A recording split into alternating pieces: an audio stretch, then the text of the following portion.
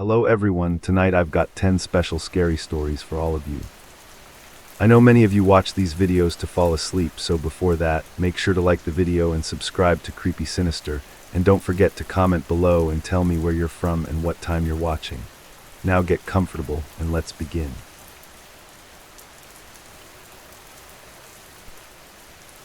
It was the first late night drive through US Route 50 outside Ely, Nevada, I spent completely alone. I thought the silence would be peaceful, until I realized it wasn't silence at all. My name is Monique Delaney, and this happened when I was driving back to my place after visiting a friend in Ely. I left way later than I meant to, and I was already irritated at myself for it. The weather had been fine earlier, but the horizon looked bruised and heavy, like a storm was dragging itself across the desert. I told myself it was still just a normal drive, and that I'd be home before the worst of it hit.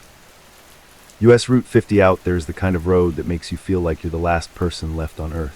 2 lanes, long stretches of nothing, and the dark comes fast once the sun drops.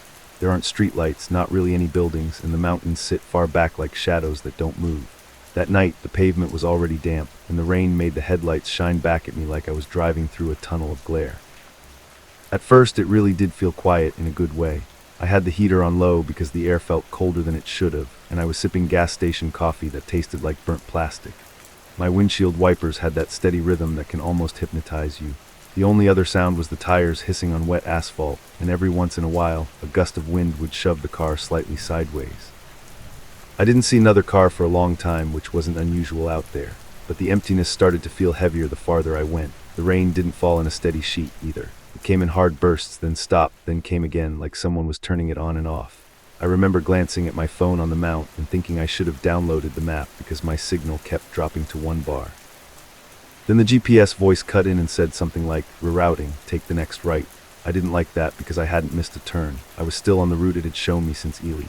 I looked ahead and saw a small green sign reflecting in my headlights, half hidden by rain. It was one of those basic highway signs with an arrow and a road name I'd never heard. I slowed down and squinted, trying to read it through the water. I wasn't excited about leaving the main road, but the GPS insisted it was faster, and it kept repeating itself like it was panicking. The storm behind me flashed faint lightning, not close enough to scare me, but enough to show the clouds boiling. The idea of getting stuck out there in worse rain made me take the turn. The road I turned onto was still paved and still 2 lanes, but narrower and darker somehow.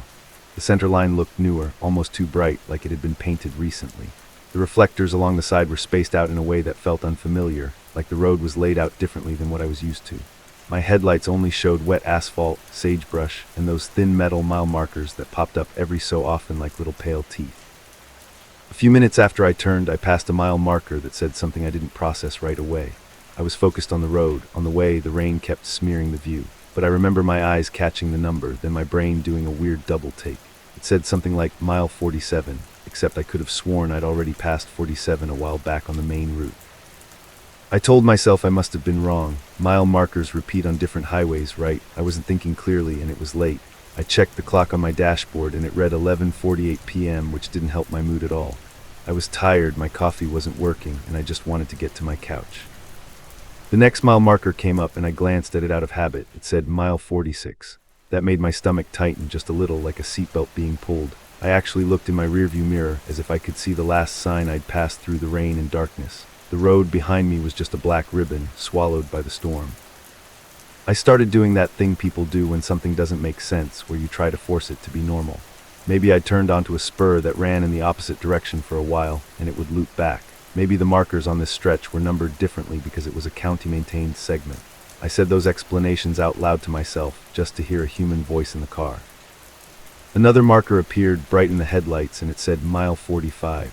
That's when I felt the first real prickle of fear, because it wasn't just one mistake. It was a pattern, and the pattern was going backward. I turned the radio on for noise, but all I got was static and faint talking that sounded too far away to be real. I tapped my GPS screen and zoomed out. The map showed a thin line cutting across emptiness, with no town names I recognized. My little blue dot crawled forward like a bug on glass. The destination at the top still said home, but the arrival time kept changing, bouncing around by minutes, then by a full hour, then back again like it couldn't decide what time meant. The rain got worse, as if it had been waiting for me to notice. Big drops slammed the windshield, and the wipers started struggling to keep up. The wind pushed harder too, and my car felt lighter, like the tires weren't gripping the road the way they should. I slowed down to a cautious crawl, the kind of speed that makes you feel vulnerable because you can't just blast through whatever's ahead. That's when I realized the silence wasn't silence at all. Under the rain, under the wipers, there was this faint sound that kept repeating. It was like a soft tapping, not on my window, but somewhere deeper in the car, like it was coming from inside the dashboard. Tap, tap, tap, always in threes, always the same rhythm, almost like a turn signal that wasn't on. I shut the air off, thinking maybe something was loose. The tapping didn't stop. I turned the fan back on, then off again, and it stayed steady as a heartbeat. For a minute, I wondered if it was just the rain hitting in a certain pattern, but it wasn't random. It was too consistent, too deliberate. I passed mile 44, then mile 43, and with every one I started feeling like the road was quietly counting down to something I didn't want to reach. The headlights made the mile markers flare bright, then vanish in a blink. I kept expecting to see another car or a house light or anything that would make it feel like this was a real stretch of Nevada, not some blank strip the world forgot. At around 12:09 a.m., my phone lost signal completely. The little bars disappeared and the GPS map froze for a second before snapping back. When it came back, the route line was different. It bent in a strange way, like it had erased part of itself. The GPS voice spoke again, softer this time, and said, "Continue straight." I laughed like a nervous reflex. Continue straight where? There were no exits. There was only this wet road and the desert pressing in on both sides. It felt like the GPS was pretending it knew what it was doing, like a person giving directions when they're lost but too proud to admit it. The next mile marker was mile 42.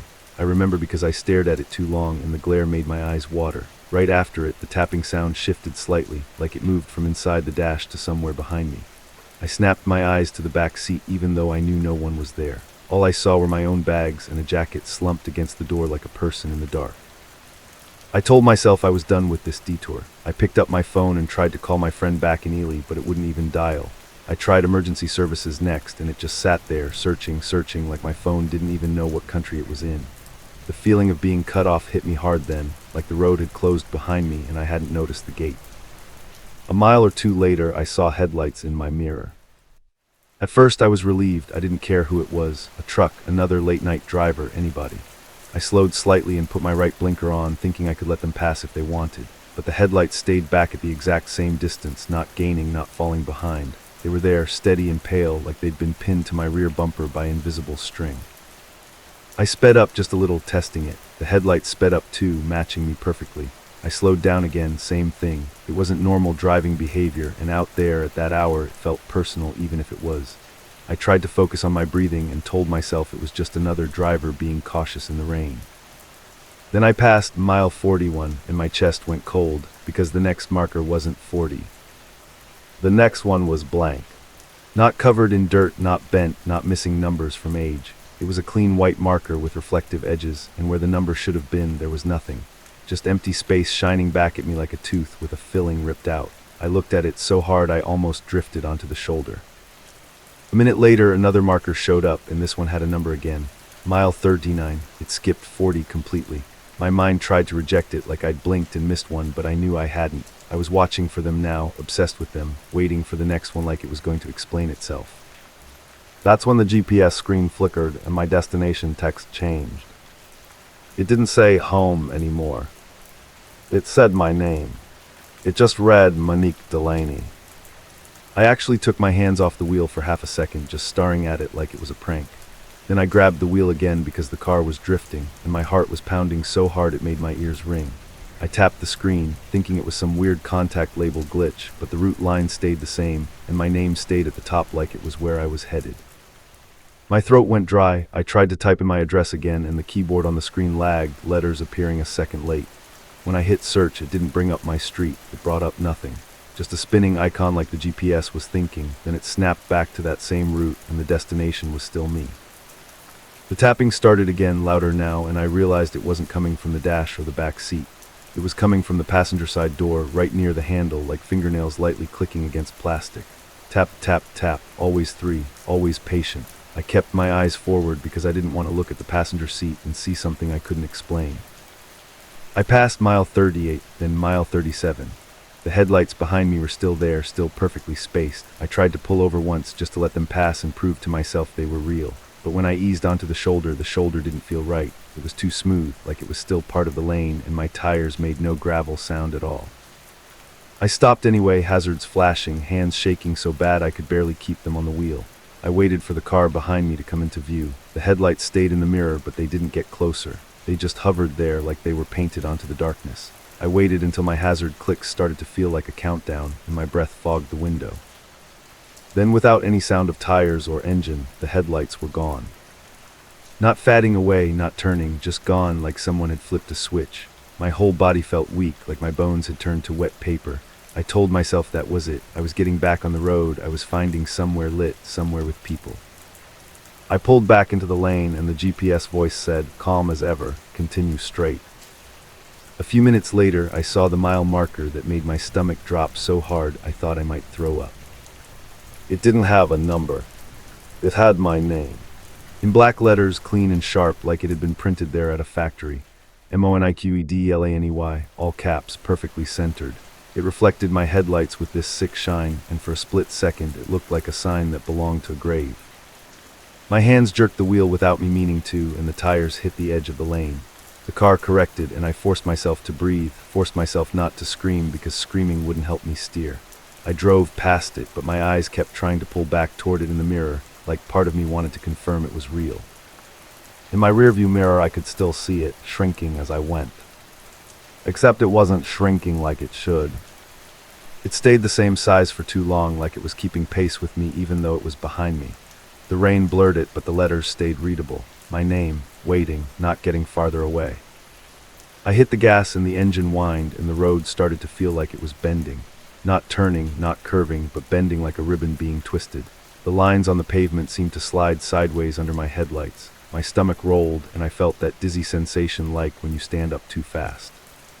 Then the GPS screen went black. Not off, not dead, just black, like a piece of glass reflecting faintly. I could see my own face in it, pale and tense, with eyes too wide. The tapping stopped at the same moment, and the sudden quiet made it worse, like the car was holding its breath. And out of that silence, I heard something that wasn't rain. It was a voice. Not in my head, not from the radio, not from a phone call. It was muffled and close, like someone speaking from the trunk. It said my name once, quiet and flat, like it was reading it off a label. Monique. I slammed my brakes so hard the car skidded a little on the wet pavement. I didn't stop completely because fear took over, and all I could think was, don't stop, don't ever stop out here. I shoved the car back up to speed, my hands locked, my shoulders tight like they were made of stone. I started praying, and I'm not even religious. I just said words into the air, anything, because I needed something besides my own panic.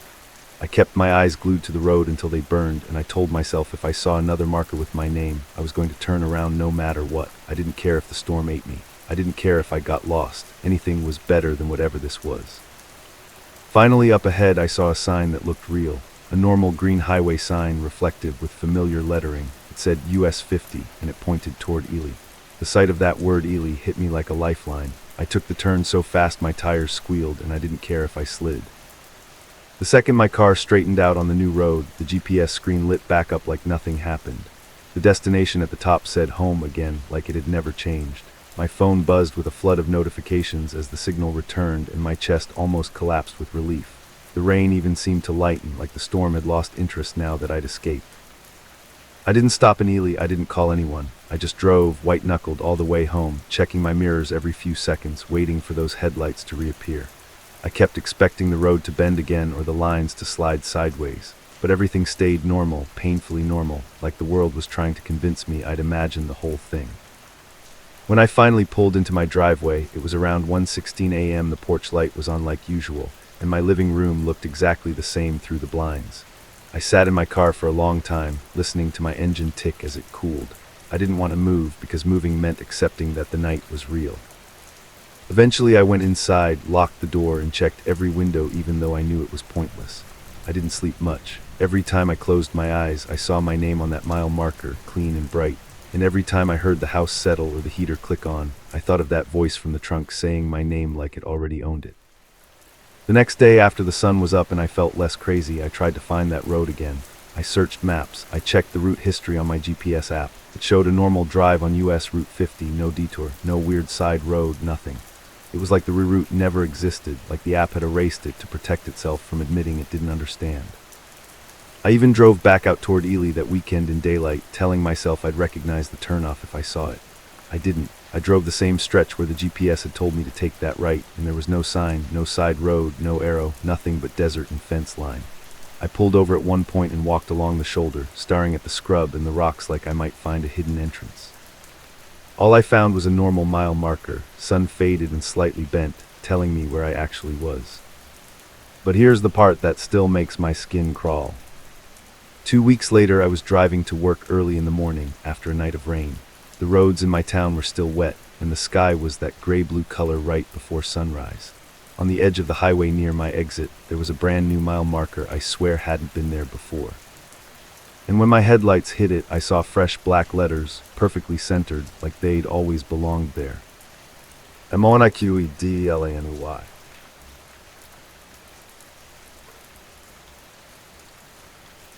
Back on that night off I-44 near Joplin, Missouri, I worked the night shift at a gas station. I used to think the scariest thing I'd see was a drunk customer. I was wrong. I was 21 at the time, and I'd been doing overnights for a few months. It was the kind of job where you learn every small sound the building makes, because after midnight the store gets too quiet. Most nights were boring.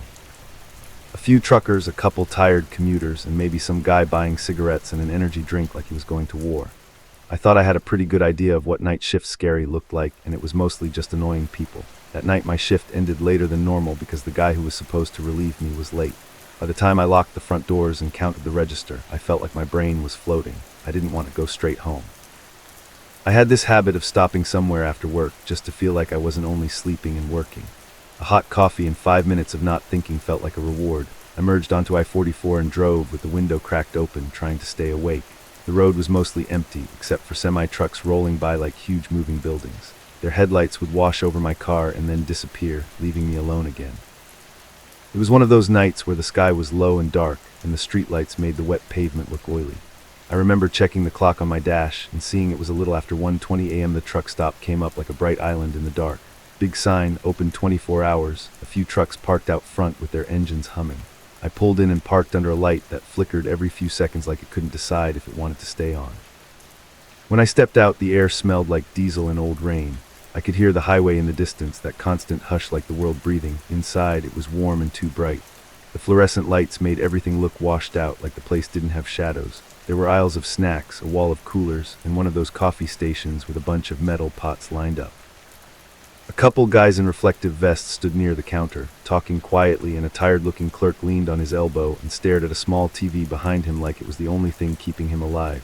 I grabbed a small cup of coffee and a pack of gum, mostly so I had an excuse to be there. My stomach felt a little weird, like the coffee from my shift had finally caught up with me. I figured I'd use the bathroom and then head home. I nodded at the clerk, paid, and asked where the restroom was, even though the sign was right there. He just pointed without really looking at me.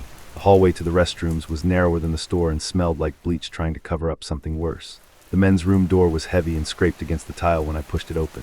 The second I walked in, I noticed how quiet it was. No music like in the main store, no talking, and no sound except the buzzing lights overhead. The floor was wet in patches, like someone had mopped and given up halfway through. There were 2 sinks along the wall, a long mirror with water spots, and a row of stalls. The last stall on the right was the first thing my eyes locked onto because it didn't have a door, not like it was open. It was gone. The hinges were there and the metal latch was still screwed into the frame, but the door itself looked like it had been removed or ripped off. The stall was just open to the room like a missing tooth. I stood there for a second, waiting for my brain to catch up, like maybe I was tired and seeing it wrong. I checked the other stalls. One was out of order with a sign taped across it, and the other one had a door, but it was locked. I could see shoes under it. Whoever was in there wasn't moving, not even shifting their feet. I told myself it was probably a trucker asleep on the toilet or something, and I didn't have time to judge. My stomach made the decision for me. I went into the stall with no door because it was the only one available. I remember having it right away, the feeling of being exposed, like I'd taken a bad gamble and I was already paying for it. I kept my eyes down, did what I had to do, and tried to pretend the open doorway wasn't there. The toilet seat was cold and slightly damp, which made my skin crawl. At first, nothing happened. The locked stall next to me stayed silent. The lights buzzed overhead, and somewhere in the building, a pipe made a ticking sound like a clock. I stared at the dirty tile in front of me and tried to hurry. I kept thinking about how I'd laugh if I heard someone tell this story, because who sits in a doorless stall at 1 a.m. on purpose? Then I heard a soft sound to my left, tap. It came from the divider between my stall and the one with the closed door. Just one slow tap, like a knuckle against wood. I froze for a second, not because it was loud, but because it was so careful.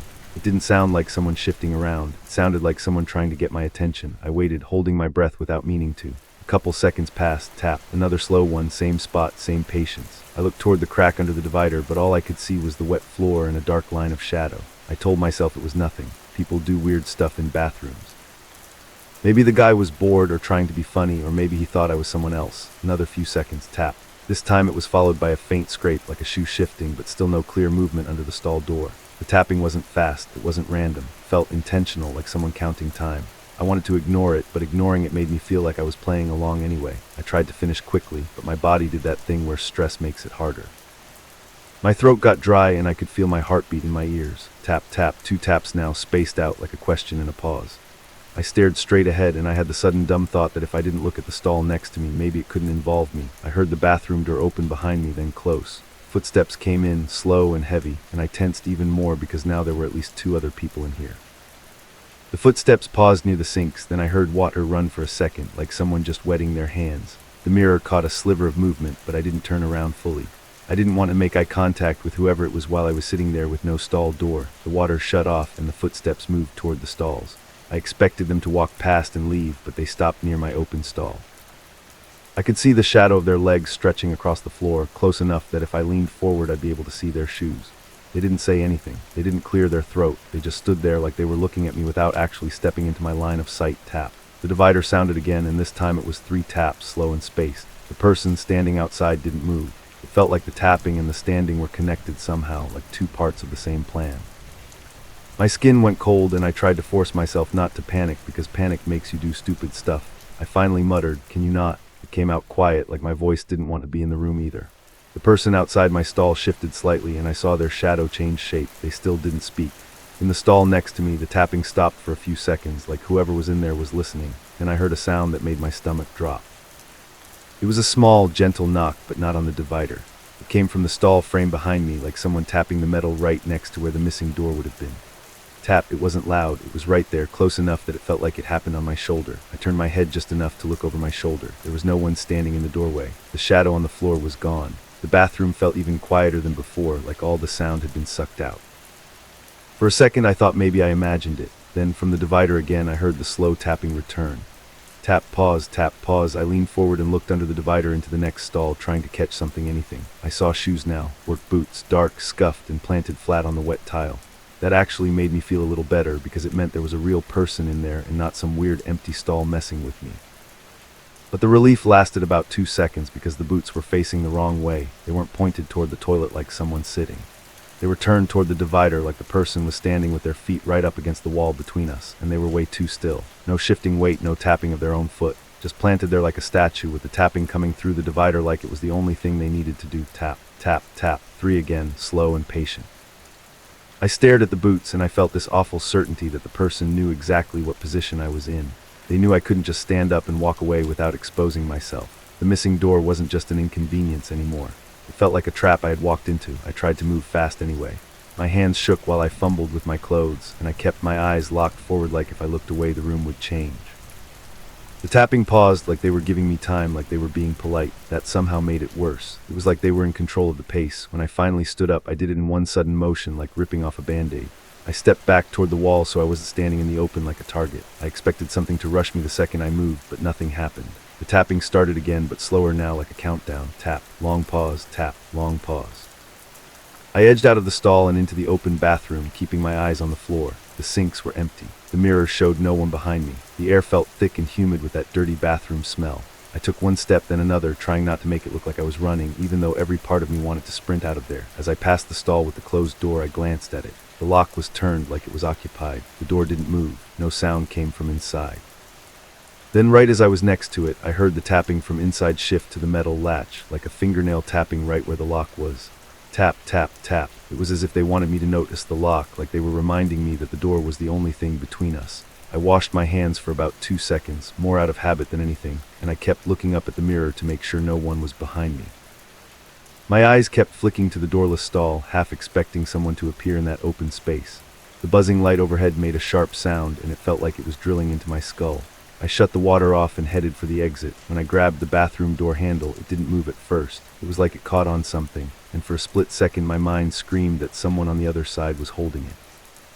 I yanked harder and it opened with that same scraping noise, and I stepped into the hallway so fast I almost tripped. I didn't look back until I reached the main store, where the normal noises made my heart slow down a little. The clerk was still behind the counter, still staring at his TV. I walked up and tried to sound casual, like I wasn't about to crawl out of my skin. I asked if the bathroom doors ever got removed, like maybe they were renovating. He gave me this tired half smirk and said something like, "People break stuff," and then went back to his screen. That was it. No concern, no questions, nothing. I stood there for a moment, debating if I should just leave and forget it. But something about that tapping and the way the boots were facing wouldn't let me. I asked if he could call someone to check the restroom. He sighed like I'd asked him to remodel the store and told me if I had a problem I could call the cops. Then he pointed at a sign by the door like it was the end of the conversation. So I walked out to my car and locked the doors the second I got inside. My hands were still shaking, and I sat there staring at the entrance, watching people come and go like nothing was wrong. I pulled my phone out and called the non-emergency number first, but then my voice sounded stupid in my head, so I hung up and called the regular line. I told them I was at a truck stop off I-44 near Joplin, and something weird was happening in the men's room. The dispatcher asked a bunch of calm questions, and I answered them in short sentences, trying not to ramble. She told me an officer would come check it out, but it might take a while. I looked at the clock again, and it was around 1:50 a.m. The parking lot felt bigger and darker now that I was sitting still, and every time headlights swept past, I flinched. The patrol car finally pulled in a little after 2:20 a.m. The officer was polite, but clearly annoyed, like he'd rather be anywhere else. I walked with him back inside, and the clerk didn't even look up when we passed the counter. The hallway felt colder this time, and the buzzing light in the bathroom sounded louder than it had before, like it was trying to warn us. The officer pushed the men's room door open and scanned the stalls. The doorless stall was still there, empty and open. The stall next to it looked normal, closed, the lock turned. The officer knocked once and said, "Anyone in there?" His voice echoed slightly in the tiled room. No one answered. He tried the handle, and it didn't budge because it was locked from the inside. He crouched down and looked under the door, and I watched his expression change just a little. Not full alarm, but a shift from bored to focused. He told me to step back, and then he stood up and called for someone to unlock it, like there had to be a key somewhere. The clerk acted like it was a huge inconvenience, but he eventually came back with a ring of keys. The officer stood to the side and told the clerk to open it while he watched. The key went in, the lock clicked, and the door swung inward. The stall was empty, no person, no boots, nothing. The toilet lid was down, like no one had used it in hours. There was no window, nowhere to hide, and nowhere someone could have slipped out without walking right past us. The only thing inside was a wad of paper towels on the floor, damp and balled up like it had been squeezed in someone's fist. The officer picked up the paper towels with a gloved hand, unfolded them, and his face got tight. He didn't show it to me at first. He just stared at it for a second, then looked up at me like he was trying to decide what to say. Finally, he held it out. On the inside of the paper towels, written in dark ink, was a simple message. It wasn't long and it wasn't dramatic. It just said in messy letters, "Nice car." I felt my stomach sink again because my car wasn't anything special, just a cheap sedan. The only reason to write that was if someone had looked out into the parking lot and watched me sitting in it. The officer asked what kind of car I drove and where I was parked. When I told him, he moved fast, stepping out into the hallway and calling something into his radio. He walked back out to the lot, and I could tell he was scanning faces now, scanning trucks and scanning the dark spaces between parked vehicles. Everything looked normal, people getting coffee. Someone is smoking near the dumpsters. A semi idling with no driver in sight. The officer shined his flashlight around my car and then pointed at the rear bumper. There was a smear of wet handprints on my trunk, like someone had pressed their palms there and slid them slightly. I hadn't noticed it when I got in. It wasn't obvious under the parking lot lights, but in the beam of that flashlight it stood out. The officer told me to leave, go straight home, and if I saw anyone following me, to call immediately. I drove the whole way with my mirrors adjusted too far outward so I could see more of the road behind me. Every pair of headlights made my pulse jump. When I finally got home, I parked as close to my front door as I could and kept my keys between my fingers like I'd seen people do in movies. I didn't sleep much after that. The weirdest part didn't hit me until later that afternoon when I went out to my car in daylight. The wet handprints were gone, dried and invisible now, but there was something else. Tucked under my windshield wiper was a small strip of paper, torn like it came from a receipt. On it were 3 dots, then a pause, then 3 more dots, like someone had tried to draw the rhythm instead of write words. I threw it away immediately, but that night at my gas station job, when the store got quiet and I was alone behind the counter, I heard a soft tapping from the restroom hallway. 3 slow taps, a long pause, and 3 more. And even though I told myself it was just pipes settling, I still didn't go check until the sun came up.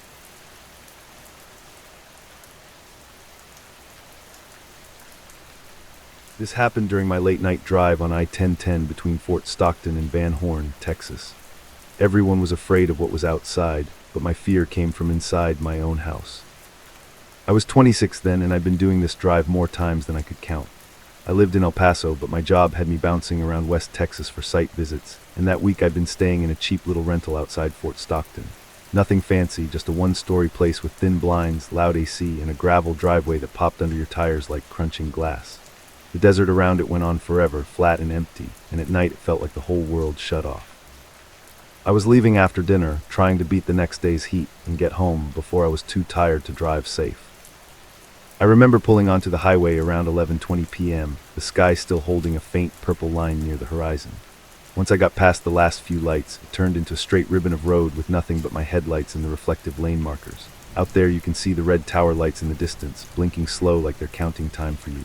Every once in a while a semi would pass, and the wind would shove my car like a hand on my shoulder. Other than that, it was quiet in a way that made you feel like you were doing something wrong just by being awake. I wasn't scared at first. I had a podcast on low, coffee in the cup holder, and my phone sitting on the dash mount with the map open. The only thing that bothered me was how my rental's smart stuff kept acting weird lately. The landlord had one of those app-controlled locks, a doorbell camera, and a thermostat you could change from your phone, and he'd given me a temporary code for everything. Twice that week, the thermostat changed on its own in the middle of the night, like someone bumped it down to 60. I assumed it was a glitch or the landlord checking it remotely, so I didn't think much of it. About 20 minutes into the drive, I noticed a pair of headlights way back behind me. At first it was just another car catching up, nothing strange. Then the brights flashed once. I checked my mirrors and the dashboard like maybe my tail lights were out or my trunk was open or I had a blinker stuck. I eased off the gas a little and watched, expecting them to pass. Instead, they stayed behind me and flashed their brights again, harder this time, like a quick double tap. That's the moment my stomach did that small drop, the kind you get when you realize someone is trying to get your attention but you don't know why. I slowed down to just under the speed limit, thinking maybe I had a flat tire or something dragging. The car behind me slowed too. Then I sped up a bit and it sped up too, matching me like we were linked. It didn't pass, it didn't fall back, it just stayed there that same distance, like it was sitting in the exact spot it wanted to be. I tried to rationalize it. Maybe they were being cautious because it was dark. Maybe they were waiting for a good time to pass. I looked ahead for headlights coming the other way, for an exit, for anything that felt like a normal reason. The road was empty in both directions, and the desert was just a black ocean on either side. I remember glancing at the clock on my dash when it turned to 12:04 a.m., like somehow having the time made it feel more real and less like a dream. The brights flashed again, but this time it wasn't random. It was a pattern, 2 quick flashes, a pause, then one longer flash. It reminded me of someone trying to signal something, like they were saying something with light. I laughed under my breath at myself because it sounded stupid, but my hands tightened on the wheel anyway. I drifted slightly to the right, giving them space to pass. They didn't take it. They just kept sitting behind me, steady, patient. I thought about calling someone, but who? My friends would be asleep and my family would just panic. I considered pulling off at the next exit, but on that stretch of I-10, the exits don't feel like normal exits. They're just signs pointing to nothing, leading into darkness where you can't see what's waiting. I kept driving, telling myself it was safer to stay moving than to stop alone on the shoulder. Still, I couldn't stop checking my mirrors every few seconds, like I was afraid the car would suddenly be right on my bumper. Then my phone lit up with an incoming call. The screen showed my own name and my own number. For a second, my brain refused to process it. I stared at it like it was a joke, like maybe the phone glitched and pulled up my contact by accident, but it was ringing and the caller ID was me. I felt that cold wave in my chest, the one that makes you feel like you're about to get bad news even before you hear it. My thumb hovered over the answer button, and I didn't know what I was more afraid of, picking up or letting it go to voicemail. I didn't answer. I hit decline and the call stopped. Right after that, the headlights behind me flashed again, and this time it was sharper and more aggressive, like a scolding. My phone buzzed a second later with another call from my own number. Same name, same picture, same everything. The car behind me kept the same distance, like it was waiting for me to do the right thing. I tried to do something that made sense. I switched lanes, even though the road was empty, just to break the mirror feeling of it. The car behind me switched lanes too, perfectly, like it was connected to my steering wheel.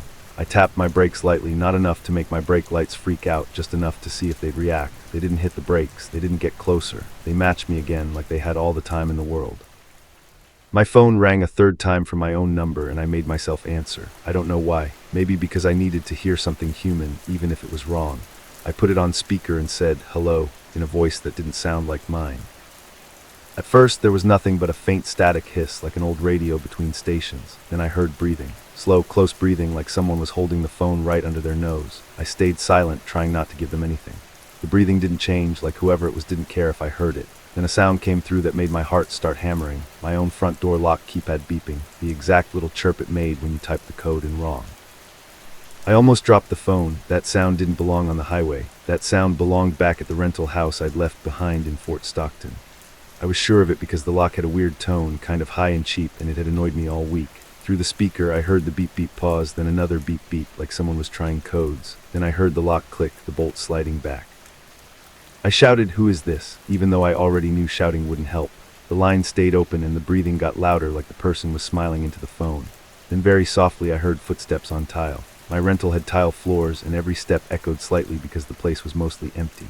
I listened, frozen, while my car kept cruising through the dark at 70 miles an hour, and it felt like my body was in two places at once. Behind me, the car's headlights started blinking in a new pattern, not random anymore. It was like it was trying to time it with my panic. 3 quick flashes, a pause, and 3 quick flashes again.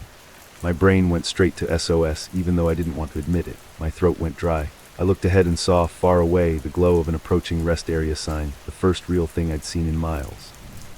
I decided I was going there, even if it was stupid, even if it was empty, because I needed light and cameras and something that made me feel less alone.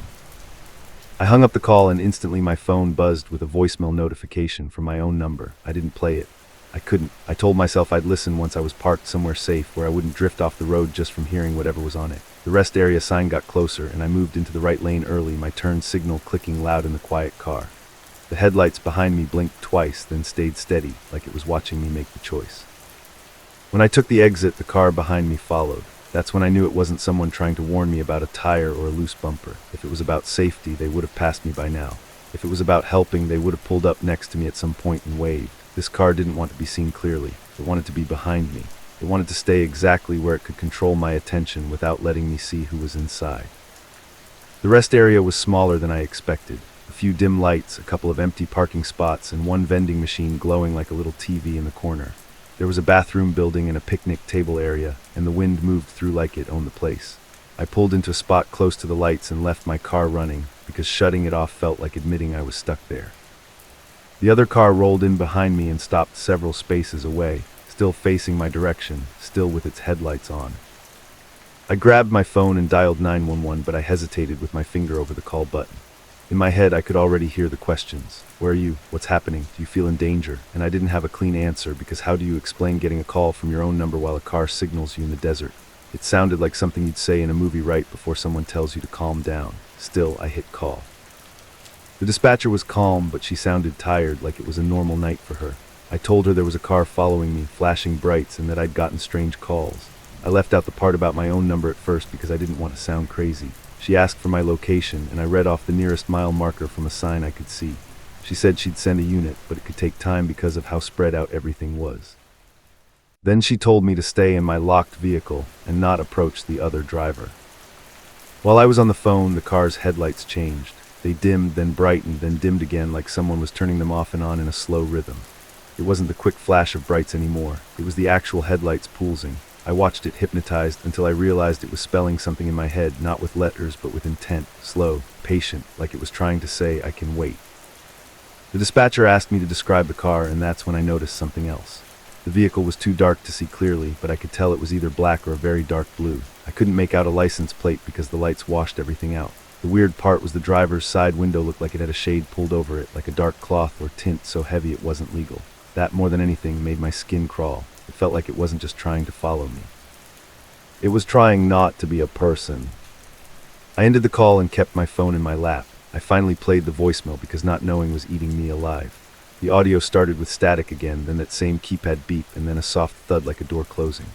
After that, I heard my own living room in the background, my rental's AC rattling, the faint hum of the fridge. Then a voice came through, low and close to the mic, and it sounded like my voice, but wrong, like someone else wearing it. It said my name the way I say it when I'm tired, dragging the last syllable. Then it whispered, "You left it open." I stared at my phone, not breathing. I knew I hadn't left anything open. I double-checked the lock when I walked out. I even remember hearing the bolt click. The message ended with a soft tapping sound, like fingernails on glass, and then a beep as the call cut. My car doors were locked, but I still checked them, pulling the handle once just to feel the resistance. The rest area lights buzzed overhead. The other car sat there, headlights aimed at me, not moving. I thought about honking, about drawing attention, but there was no one to hear it. It was just me, a vending machine, and that car that looked like a hole in the night. That's when my phone lit up again, not with a call, but with a notification from the rental's doorbell camera app.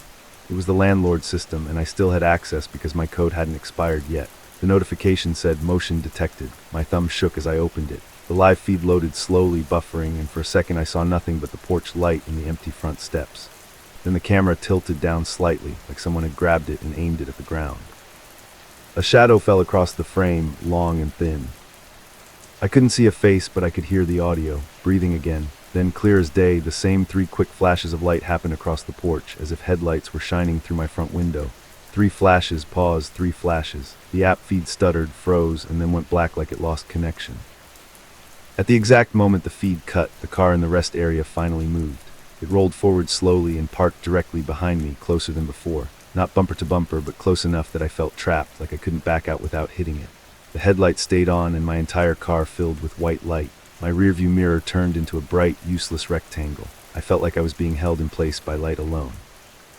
I called 911 again, this time not caring how I sounded. While it rang, the headlights behind me blinked in that same pattern again, slower now, like it wanted me to watch. The dispatcher picked up and I said, "They're here, they're at the rest stop with me." I heard my own voice cracking and I hated it. She told me officers were still en route and to stay in the vehicle, and she kept talking, asking me to breathe and asking me if the other driver had gotten out. That's when I saw a shape move in my side mirror, not in the mirror itself, but beyond it, through the passenger window. Someone was walking along the edge of the lights, staying just outside where I could get a clear look. I saw a shoulder, then a head, but it was like they were always half hidden by glare. They stopped near my passenger door, and for a second I thought I heard the faintest scrape, like a fingernail on glass. My whole body went hot, then cold. I didn't turn my head fast. I didn't want to give them the satisfaction of seeing me react. I just stared forward, hands locked on the wheel, while my phone stayed pressed to my ear. The dispatcher kept asking if I could see them, and I whispered, "They're right next to me." I expected a knock on the window or a voice telling me to roll it down. Instead, I heard a click, soft but sharp, like a camera shutter, or like someone snapping a picture. A few minutes later, red and blue lights washed across the rest area, and I almost cried from the relief. A patrol car pulled in and the officer's spotlight swept the parking spots. The car behind me didn't speed off. It didn't do anything dramatic. It just turned its headlights off calmly, like it had been waiting for that exact moment. The officer got out and approached, and I finally forced myself to look back. The spot behind me was empty. I blinked hard, thinking my eyes were adjusting, thinking maybe the car had moved and I hadn't noticed. But the officer walked right through the space where it had been, looking around, hand on his belt, like he expected to find it nearby. I told him it was there a second ago. I swear it was. It was right behind me, and he asked if I was sure I hadn't imagined it. I pulled up my call log. I showed him the calls from my own number. I showed him the voicemail. He listened with a tight face that didn't give me anything back. They drove me to a small station in Van Horn so I could calm down and give a statement. Another officer called the landlord while I sat there shaking with a paper cup of water. The landlord checked the rental and told them the front door was locked and nothing looked disturbed. He acted more annoyed than worried, like I was causing trouble for him in the middle of the night. The officers didn't find any evidence of a car at the rest stop. No tire marks, no cameras pointed at that part of the lot, nothing. In the end, it became one of those things that gets filed under unconfirmed because it sounds too strange to fit into a simple report. I didn't go back to the rental that night. I stayed in a motel in Van Horn with the curtains pinned shut and a chair wedged under the door handle, even though I knew it wouldn't stop someone who really wanted in. I barely slept, and when I did, I kept dreaming of headlights filling the room like daylight. In the morning, I drove back with the sun up, telling myself it would feel different in the daytime. The rental looked normal, just a quiet little house in a quiet little neighborhood, as if nothing had happened.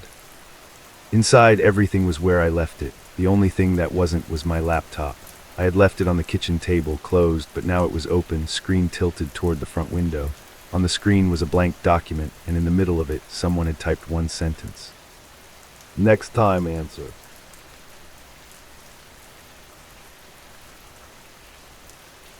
This happened on a cold drive down I-95 south of Lumberton, North Carolina at night. I thought the tapping on my window was just branches, but it wasn't. My name is Darius Holloway, and at the time I was 26. I was driving back toward Florida after a long weekend in Virginia, trying to save money by doing it all in one shot. I'd left after dinner, thinking the caffeine and loud music would carry me through. But somewhere in North Carolina, the road started to feel like it was rocking me to sleep instead of taking me home. It wasn't the kind of tired that you can blink away. It was the scary kind where your eyes close for a second and you don't remember making it through the last curve. My head would dip and snap back up, and I'd grip the wheel so hard my hands hurt. Every truck that passed made my car shake, and the hum of the tires on the highway was like a lullaby. I finally admitted to myself that if I kept going, I was going to end up in a ditch. The next sign I saw was for a rest area, and I took it without thinking. The exit ramp curved into darkness, and the highway noise faded behind me. The rest area was one of those small, forgotten ones, not like the big stops with fast food and bright lights. This one had a single picnic shelter, a dead-looking vending machine near a low concrete building, and a couple of old lamp posts that cast weak yellow circles on the pavement. When I pulled in, the parking lot was empty. No semis, no other cars, not even a maintenance truck. The trees around it were tall and close, and they made the place feel boxed in, like the rest area was a little island cut out of the woods. I parked under one of the lights, even though it barely helped.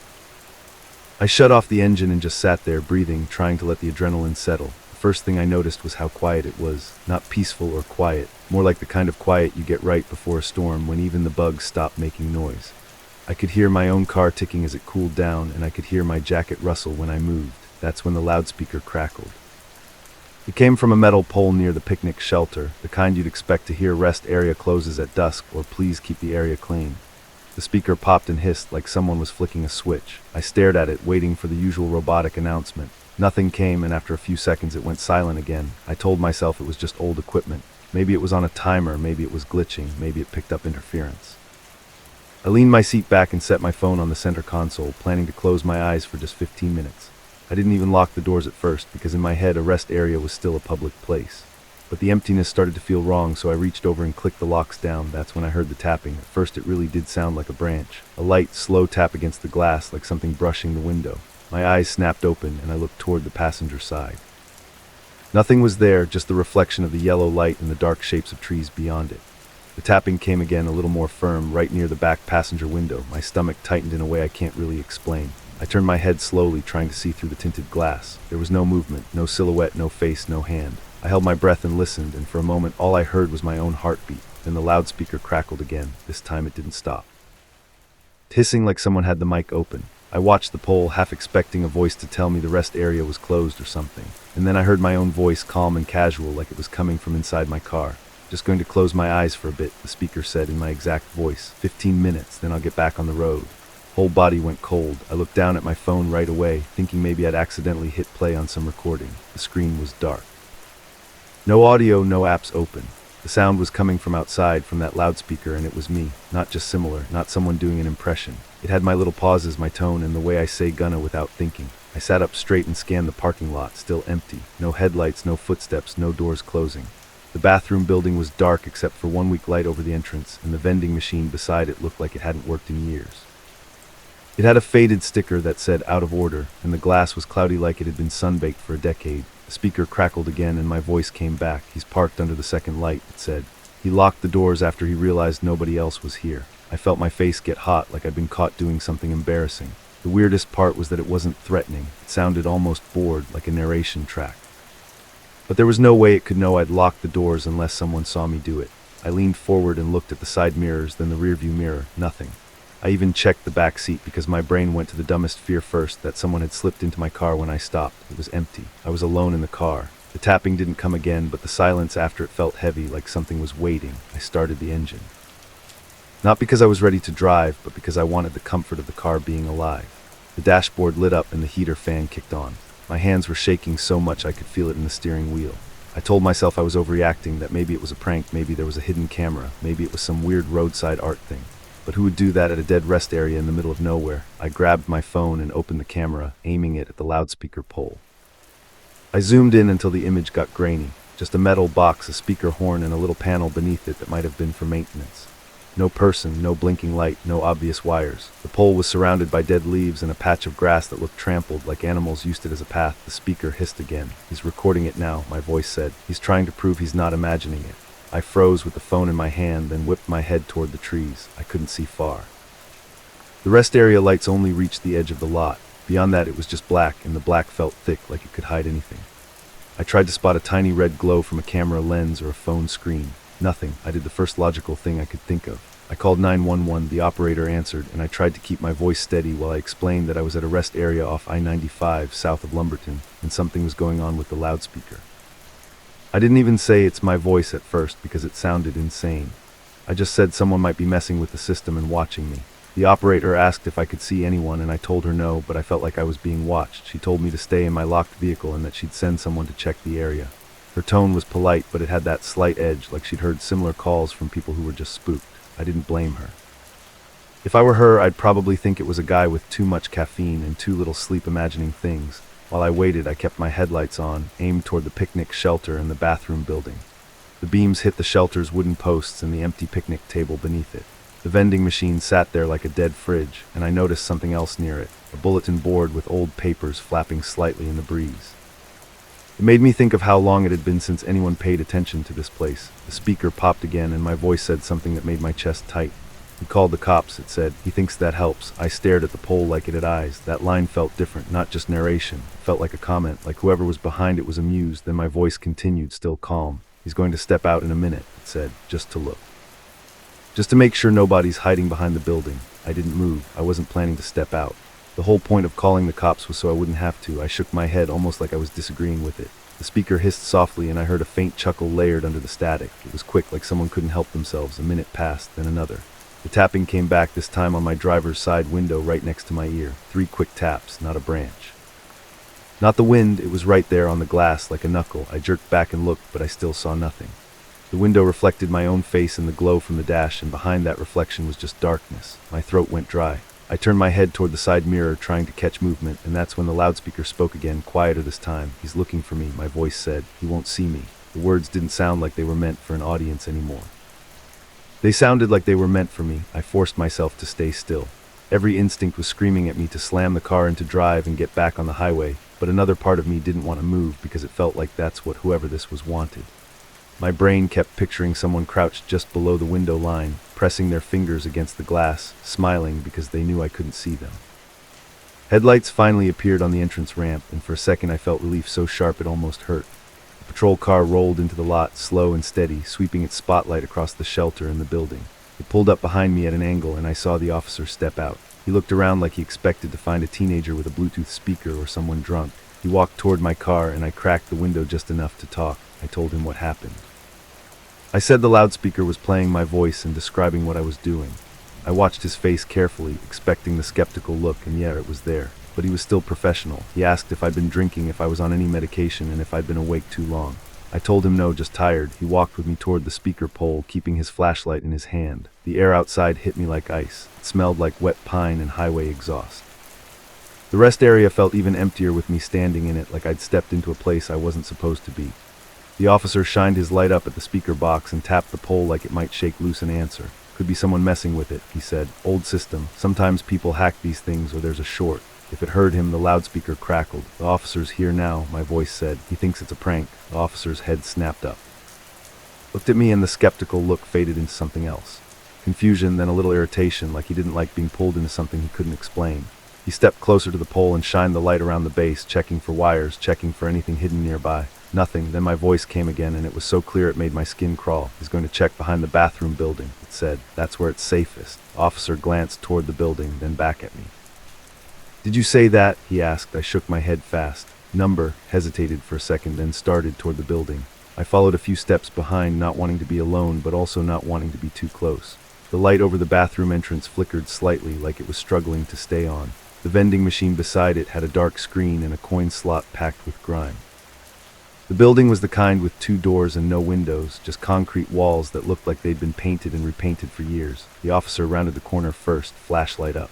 I was right behind him when the loudspeaker cut through the air again, and this was the moment my stomach dropped. "He's going to find the phone taped under the sink," my voice said. "He's going to play it back and hear himself say it." Officer stopped so suddenly I almost ran into him. He turned and stared at me like he was trying to decide if I was somehow involved. Then he pushed the bathroom door open and stepped inside. The fluorescent light buzzed as it came on, and the smell of old disinfectant hit us. I stayed near the doorway while he checked the stalls and then moved toward the sinks. There were only 2. He crouched and swept his flashlight underneath. For a second I thought it was just a weird coincidence that the loudspeaker was guessing. But then the beam hit something that didn't belong, a phone. It was taped flat under the sink, screen facing down, like someone wanted it hidden but still able to record sound. The officer peeled it loose carefully, like it might be evidence. The screen lit up as it moved, and I saw a recording app open with a timer running. The officer looked at it, then pressed stop. He hit play without even saying anything, and the tiny speaker on the phone filled the bathroom with a sound that made my knees go weak. It was my voice, not from the loudspeaker, from the phone. It was me earlier saying I was just going to close my eyes for 15 minutes. Then it played the line about me locking the doors. Then it played the line about me recording the speaker pole. It wasn't just similar, it was identical. The officer's face tightened. He turned the phone over in his hand, looking for a call, a connection, anything. "This isn't yours," he asked. I whispered. "I've never seen that phone."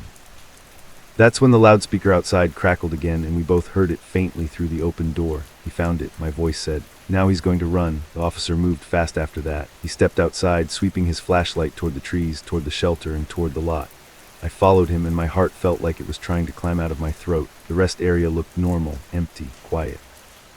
But now I knew someone had been inside that bathroom recently enough to tape a phone under the sink and start a recording. The officer told me to get back in my car. He called for backup, his voice low and tight, and I could hear in the way he spoke that he didn't think it was a harmless prank anymore. He didn't say "you're safe" or "it's probably nothing." He told me to stay put and keep my doors locked. I sat in my car with the engine running, watching his flashlight move through the darkness. Another patrol car arrived a little later, then another. They searched the woods along the edge of the rest area, walked behind the shelter, and checked the dumpsters I hadn't even noticed before. They didn't find anyone. No footprints they could trust in the leaves, no hidden car, no person slipping away into the night. One of the officers came to my window and told me they were going to file a report. He said it was likely someone had been messing around and fled when they saw the patrol car. He told me to go to the next exit and find a well-lit place to rest, preferably a hotel or a busy gas station. His tone was calm, but his eyes kept flicking toward the trees like he didn't fully believe his own explanation. Before I left, I asked about the phone. They said they'd keep it and see if they could trace it. I asked if they found any other devices. The officer shook his head and told me to get going. I drove out of that rest area with my shoulders up near my ears, expecting to see someone step into my headlights at the last second. I didn't stop until I reached a 24-hour truck stop with bright lights and people everywhere. I parked near the entrance and went inside, bought coffee I didn't even want, and sat where I could see my car through the window. I kept replaying the loudspeaker line in my head, the one that told the officer exactly where the phone was. That part didn't feel like guesswork. It felt like someone knew the future, or at least knew the plan. The next day, after I'd slept in my car with the doors locked and the seat upright, I called the sheriff's office from a parking lot in South Carolina. They told me they hadn't gotten anything useful off the phone yet. No clear owner, no simple answers. They said it could take time. Then the deputy paused and asked me a question that made my stomach twist all over again. He asked if I had a dash cam. I told him I did, a cheap one I'd bought online, mostly for insurance. He told me to check the footage from the rest area, especially the part when I parked. He said sometimes those cameras catch things you don't see in the moment. I waited until I was in the middle of the day, parked at a crowded rest stop with families and tourists before I pulled up the footage on my laptop. I skipped to the moment my car rolled into the empty lot. The video showed my headlights sweeping across the shelter, the vending machine, and the pole with the loudspeaker. Everything looked normal. Then, as I parked under the light, I noticed something that made my hands go cold. For a split second, right at the edge of the frame near the bathroom building, a figure moved, not running, not walking out in the open. It was like someone was already standing in the shadow of the wall, and when my headlights hit, they leaned back out of the beam. The camera caught just enough to show a shoulder and the side of a head, then nothing. I zoomed in until the pixels broke apart. I couldn't make out a face. I couldn't even be sure it was a person if I was being honest, but it moved like one, like someone who knew exactly when to hide. I closed the laptop and sat there for a long time, listening to the normal sounds around me. Kids laughing, car doors shutting, people walking past. Safe sounds, ordinary sounds. And all I could think about was that loudspeaker, how it didn't just repeat what I did but started telling me what I was going to do next, like it had already watched the whole night play out. I still drive that stretch of I-95 sometimes, and every time I pass the sign for that rest area, I feel my hands tighten on the wheel. I don't know who was behind it, or how they got my voice so perfect, or how they knew where that phone was taped. But I do know one thing, because it's the part that still makes my skin prickle even when I'm home with the doors locked. When I checked my dashcam audio from that night, underneath the loudspeaker's crackle, there was a second sound I hadn't noticed before, soft, close, right by my driver's window. My own voice whispering along with the announcement, like someone outside was mouthing every word as I heard it.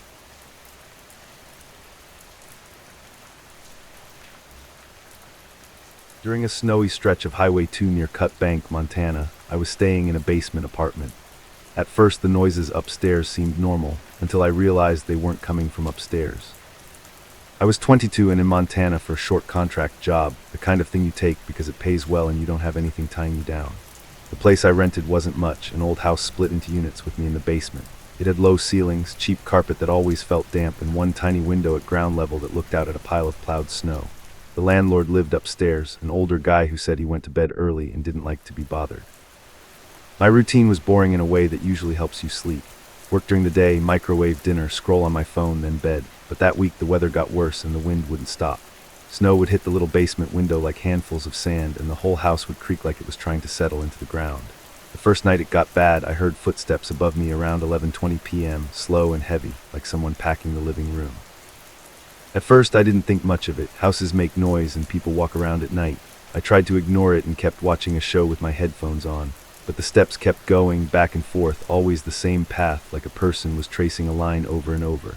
Then I heard something else mixed in with it, like a soft dragging sound, almost like a broom head pulled across the floor. I sent a quick text to the landlord asking if everything was okay upstairs. He didn't reply. The next day he acted normal when I saw him by the mailbox, and when I mentioned the packing he frowned like he didn't understand what I meant. He said, "I'm in bed by 9," and gave me this look like I was being dramatic. I didn't push it, but that night the packing started again, this time closer to midnight. The weird part was the sound didn't match the way the house was built. My ceiling was directly under his living room, but sometimes the footsteps sounded like they were over the unfinished storage side, where there wasn't even a room above me. And once when I stood on a chair and pressed my ear to the ceiling, the sound got clearer, except it didn't sound like it was above me anymore. It sounded like it was inside the floor, inside the walls, like the house itself was walking. By Friday I was tired and on edge. I'd started sleeping with a lamp on and my keys on the nightstand, like that would somehow help. Around 10:40 p.m. that night I heard a sharp knock on the little window, like someone tapping with a fingernail. I sat up fast, heart thumping, and stared at the glass. The snow outside was piled high and there was nothing there but white and darkness. Then I heard it again, 3 taps, slow and patient, right at the level of my face. I got up and pulled the curtain back a few inches. The glass was fogged from the warmth inside, and I wiped a circle with my sleeve. The outside was empty. No boot prints, no person, nothing but wind-blown snow drifting across the yard. I stood there for a long time, waiting for some shape to move, and all I could hear was that steady packing, except now it wasn't above me. It was right behind me, like footsteps on the basement floor. I spun around so fast I almost fell. The room was the same as always, my bed, my folding chair, and my little kitchen area. The footsteps stopped the second I turned, like whoever, or whatever, had been waiting for me to look.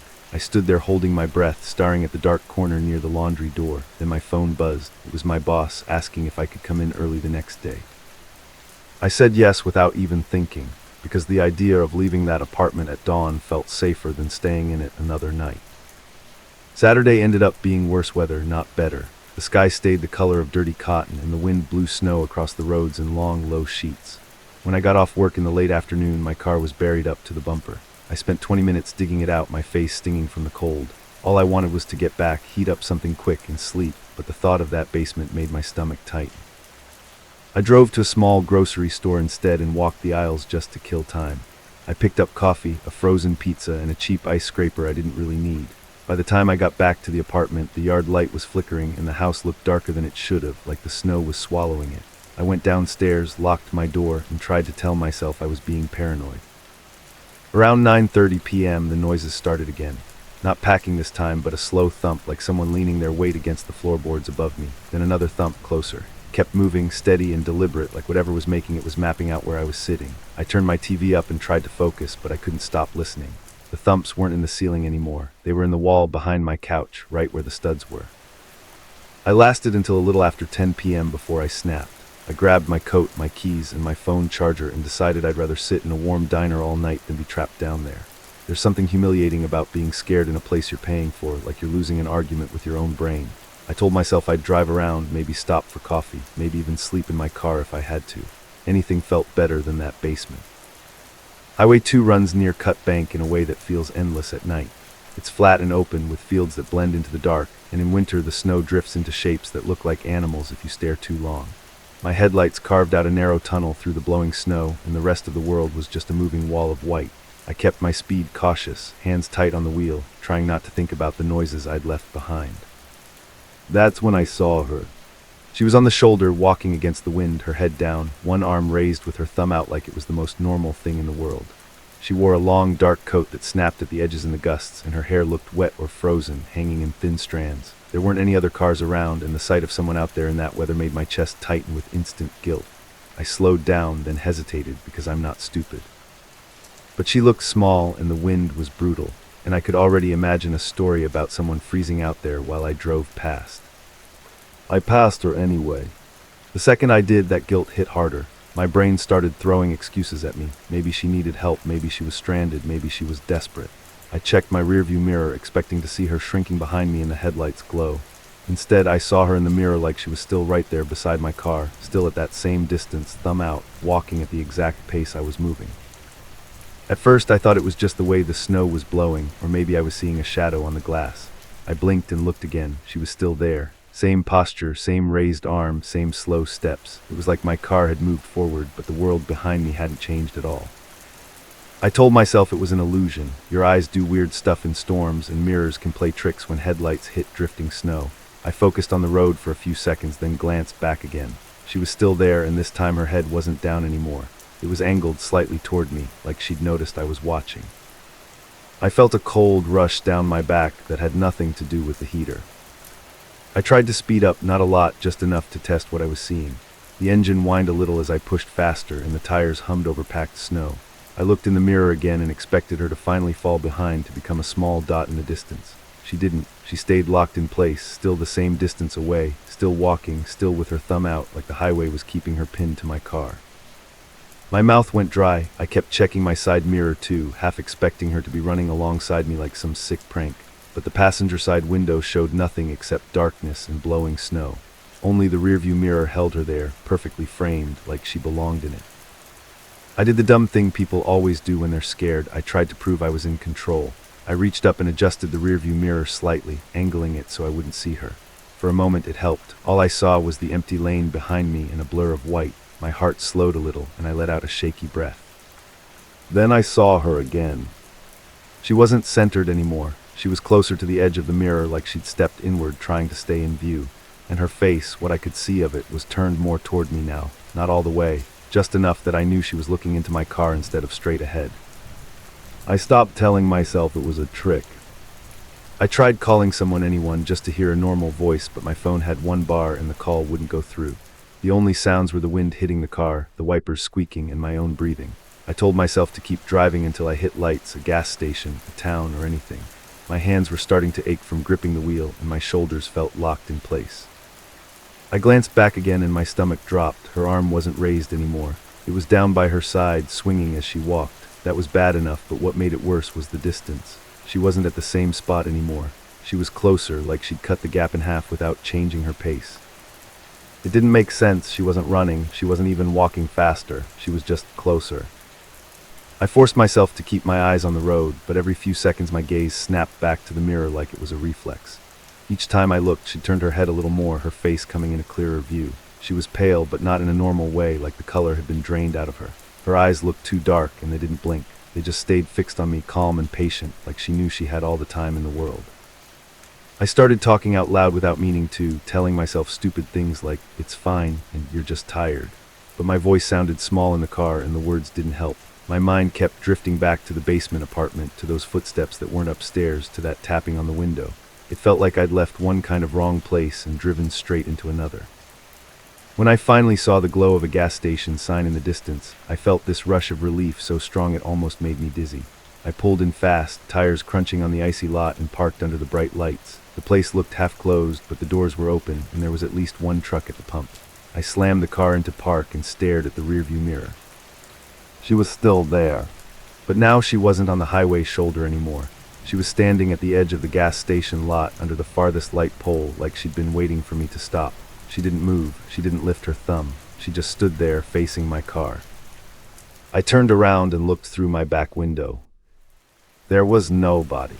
I whipped back to the mirror, and there she was again, clearer than before. Her coat hung straight down, not moving in the wind. The snow around her didn't seem to touch her. And her face was turned fully toward me now, like she'd finished whatever slow, careful movement she'd been making for miles. I got out of the car anyway because staying inside felt worse. The cold hit me like a slap. I walked quickly toward the store entrance, keeping my head down, pretending I didn't know what was happening. Inside, it smelled like coffee that had been sitting too long in warm motor oil. A young guy behind the counter looked up and gave me a tired nod. I tried to sound normal when I asked if the road was bad ahead. He shrugged and said it was pretty rough, then went back to his phone. I wanted to tell him there was a woman outside following my car without moving, but I could already hear how insane that would sound. Instead, I bought a bottle of water I didn't want, just to have a reason to be there, and I kept glancing through the glass doors. I couldn't see her, not through the doors, not through the front windows, nowhere. But when I looked at the small convex security mirror mounted in the corner near the ceiling, I saw her. She was right behind me in that reflection, standing in the aisle like she'd walked in while my back was turned. My whole body went cold and rigid. I turned around so fast my neck hurt. There was nobody behind me. I looked back up at the convex mirror and she was closer in it now, like she'd taken one step forward. Her face filled more of the reflection and I saw something that made my stomach twist. Her mouth was slightly open, like she was about to speak, but no sound came. Her eyes were locked on me with that same calm patience, like she was waiting for me to understand the rules. I didn't buy anything else. I didn't say goodbye. I walked out fast, nearly slipping on the icy sidewalk, and got back into my car. My hands were shaking so badly I fumbled the keys. I started the engine and didn't look in the rearview mirror right away. I just put the car in drive and left the lot like I was escaping a fire. As soon as I got back on the highway, I forced myself to check the mirror. She was there, but not where she'd been before. She wasn't at that steady distance anymore. She was closer than I'd ever seen her, like she was right at my trunk, walking with her head slightly tilted, studying me through the glass. I could make out more details now: thin lips, a narrow nose, and skin that looked tight over her cheekbones. And the worst part was how normal her movement was, nothing jerky or sudden, just a slow walk like she was finishing a long, boring errand. I tried something desperate. I slammed on the brakes for a second just to see if she'd keep going, if she'd finally fall behind. The car fishtailed a little on the snow, and I quickly corrected, heart hammering. When I steadied myself, I looked back. She had not fallen behind. She was even closer. It felt like the mirror was lying to me, but it was lying in a way that followed a pattern. Every time I checked, she gained ground, but only in reflections. When I looked back with my own eyes, there was nothing. It was like she only existed in the places meant to show what you can't look at directly. My mind went into this panicked loop. Don't look, but you have to look. If you don't look, she's still there. If you do look, she gets closer. I tried keeping my eyes locked on the road, but it was impossible. The fear was like an itch under my skin. I checked again after what felt like a full minute, and my breath caught in my throat. She was at my back window now. In the mirror, I could see her right behind the car, close enough that if she reached out, she'd touch the glass. She wasn't walking anymore. She was standing still, perfectly balanced on the moving highway like she didn't care about physics. Her face was right there, and her eyes were focused on something inside my car, not on me. They were focused on the empty back seat. I didn't want to turn around. I didn't want to give that any kind of attention, but the fear was so strong it overrode my common sense. I flicked my eyes toward the back seat just for a second. Nothing. I looked back at the mirror, and this time I screamed. Not a dramatic scream, just a raw, broken sound that came out of me before I could stop it. Her face was pressed against the back window. Not leaving breath fog, not blinking, not moving. Just pressed there like she was trying to see through the glass, like she was trying to look into me. Her mouth opened wider, and for a second I thought I saw her teeth, but it wasn't like a snarl. It looked like she was about to say a word she'd been holding back for miles. I hit the gas hard and didn't stop until I saw the lights of Cut Bank again. I drove straight to the police station because I couldn't think of anywhere else. My tires crunched into the lot, and I sat there for a few seconds, shaking, staring at the building like it was a lifeboat. When I finally looked in the rearview mirror, she was gone. The highway behind me was empty. The mirror showed only snow and darkness. Inside, a tired-looking officer listened to me in that careful way people do when they think you might be drunk or having some kind of episode. I didn't tell him about the mirror part. I just said I saw a woman on the highway and I was worried she might be stranded in the storm. He asked where. I gave him a rough spot, and he said they'd send someone to check when they could. His tone made it clear that when they could might be never. I didn't go back to the basement apartment that night. I drove to a motel with a big parking lot and bright lights and checked in with my hands still trembling. In the room, I pushed the dresser in front of the door even though I knew it was ridiculous. I sat on the bed with the TV on low, trying to calm down, trying to make sense of what happened. Every few minutes, my eyes drifted to the dark window like I expected tapping again. At some point, I finally fell asleep sitting up, the blanket pulled to my chin. I woke up in the early morning when the room got quiet, like the building had stopped humming. My throat was dry and my neck was stiff. The first thing I did without thinking was look toward the bathroom mirror across the room. And there she was. Not standing behind me, not pressed to a window, just her face, right in the mirror, as if she were inches away from the glass on the other side. Her eyes were wide and calm, and her mouth was closed now, almost like she was satisfied. I froze so hard I couldn't even breathe. Then I blinked, and the mirror showed only the empty bathroom again. I left Montana 2 days later. I didn't finish the contract. I didn't pack neatly. I threw my stuff into my car and drove south the second the roads cleared enough to move. I told people I had a family emergency because that was easier than saying I couldn't stay in a place where reflections didn't feel safe. I didn't look at my rearview mirror any more than I had to the entire way out of the state. Even now back home, I still catch myself avoiding mirrors when I'm alone. I'll walk past dark windows at night and keep my eyes forward like it's a habit I can't break. And sometimes when I'm driving on an empty road and the world behind me is nothing but black, I'll get this sudden, sharp urge to check the rear view, like something is waiting for me to notice it. I've gotten good at resisting that urge, but every once in a while I'll slip just for a second, and I'll think I see a shape in the glass at the exact same distance as my car, thumb out, standing perfectly still in a moving world, like the highway never really let me move past her.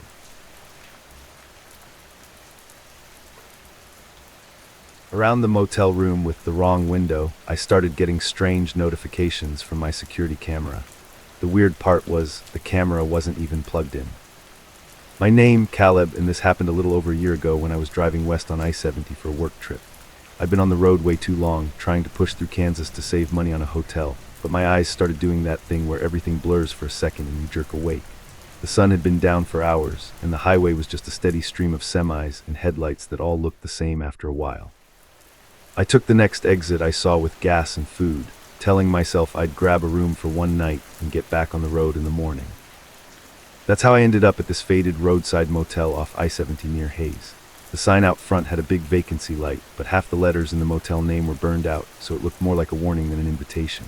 There was a buzzing yellow floodlight over the office door, and the parking lot was cracked up like dried mud. I didn't care. I was so tired I would have paid to sleep in a laundry room as long as there was a bed and a lock.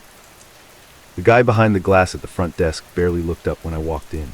He slid the keycard to me without saying much, and I remember the lobby smelling like old coffee and lemon cleaner that couldn't hide the damp.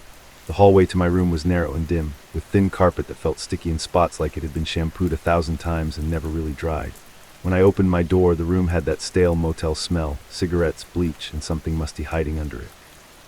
The curtains were thin, the AC unit was loud, and the bedspread looked like it had seen better decades, but I told myself it was fine. I tossed my backpack onto the second bed and set my keys and wallet on the nightstand like I always do.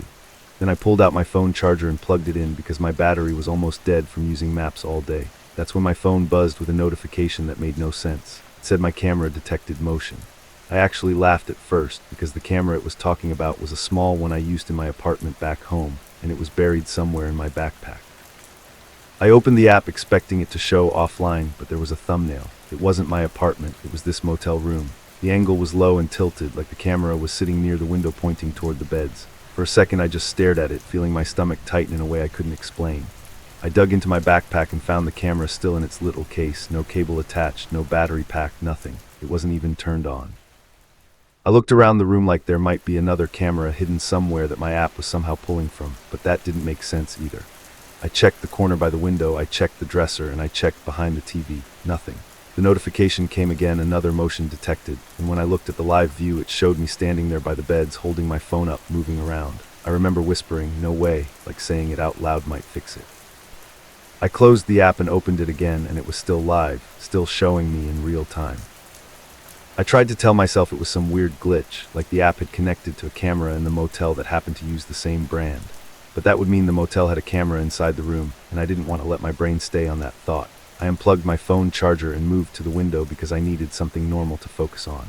The window faced a frontage road that ran parallel to the highway, and beyond it were fields that just disappeared into the dark. I could hear the steady rush of traffic on I-70 like an ocean, and every once in a while a set of headlights would sweep past and vanish. The view should have been simple, but the more I stared through those thin curtains, the more it felt off.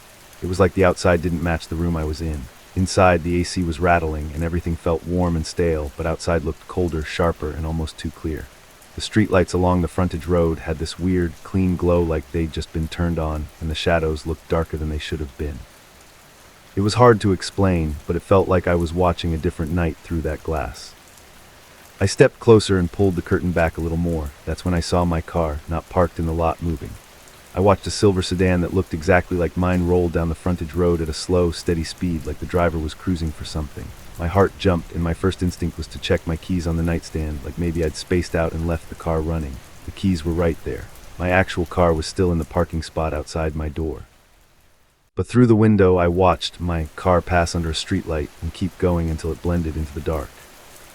I stood there for a long time waiting for it to come back, thinking maybe it was just a similar model, same color, same scratches, same little dent I had on the rear bumper. But I'd recognized the hanging air freshener in the mirror, the one shaped like a pine tree because it was the cheap kind I always bought at gas stations. When I finally let the curtain fall back into place, my hands were shaking a little. I told myself I was exhausted and my brain was messing with me. That's what I kept repeating in my head: exhaustion, exhaustion, exhaustion. I tried to go to bed anyway. I locked the door, flipped the deadbolt, and even shoved the little chair from the table under the doorknob like it could do anything. I lay there in the dark listening to the AC thump and the highway hum, and every time I started to drift, my phone would buzz again. Motion detected, motion detected. I turned my screen brightness down and opened the app again, and the live view showed the room from that same low angle by the window. Only now in the feed, I wasn't lying on the bed like I was in real life. In the feed, I was standing. In the feed, I was standing near the window, shoulders hunched, looking out through the curtains like I was watching something. My breath caught and I sat up so fast the mattress squeaked. I looked at my actual window. The curtains were still, nothing moved. I looked back at the feed, and me in the feed lifted a hand and touched the curtain. The fabric shifted in the camera view like someone was pulling it back. In real life, my curtain still didn't move. I don't know why, but the fear that hit me then was different than the normal kind. It wasn't just someone is outside fear. It was the feeling you get when something you know is impossible keeps happening anyway. I got out of bed and walked to the window, watching my own movements on the camera feed a half second before I did them. That's the only way I can describe it. The feed wasn't showing me now. It was showing me right before me. I backed away from the window and stared at the phone, then stared back at the window, trying to catch it slipping up. The notification came again, and this time the app saved a short clip. I played it. In the clip, the camera angle was the same, and me walked into frame from the right side. He stood there staring out the window, and then he turned his head slowly toward the camera like he knew it was there. The lighting on his face was wrong, like the overhead lamp was on even though my lamp was off. His eyes looked tired in a way that made my stomach drop, and when he opened his mouth, I couldn't hear anything because the clip had no audio. I sat on the edge of the bed and tried to steady my breathing. I told myself the simplest answer was that someone else had a camera in the room, and my app was picking it up for some reason. That was scary enough on its own, but it was still more normal than what my brain wanted to believe. I grabbed my phone flashlight and searched again, this time slower, checking behind the curtains, behind the AC cover, under the beds, and even inside the little smoke detector like an idiot. I found nothing except dust and a dead moth. At some point I checked the time on my lock screen. It was 1:13 a.m. I remember because I thought, I'll leave at 2, like making a plan would make me feel in control. But the longer I stayed, the more the window felt like it was pulling my attention. It was like there was a magnet in that glass, and every time the highway noise dipped for a second, I swore I could hear something else outside. Not footsteps exactly, more like a soft scrape, like someone's shoe dragging lightly on pavement.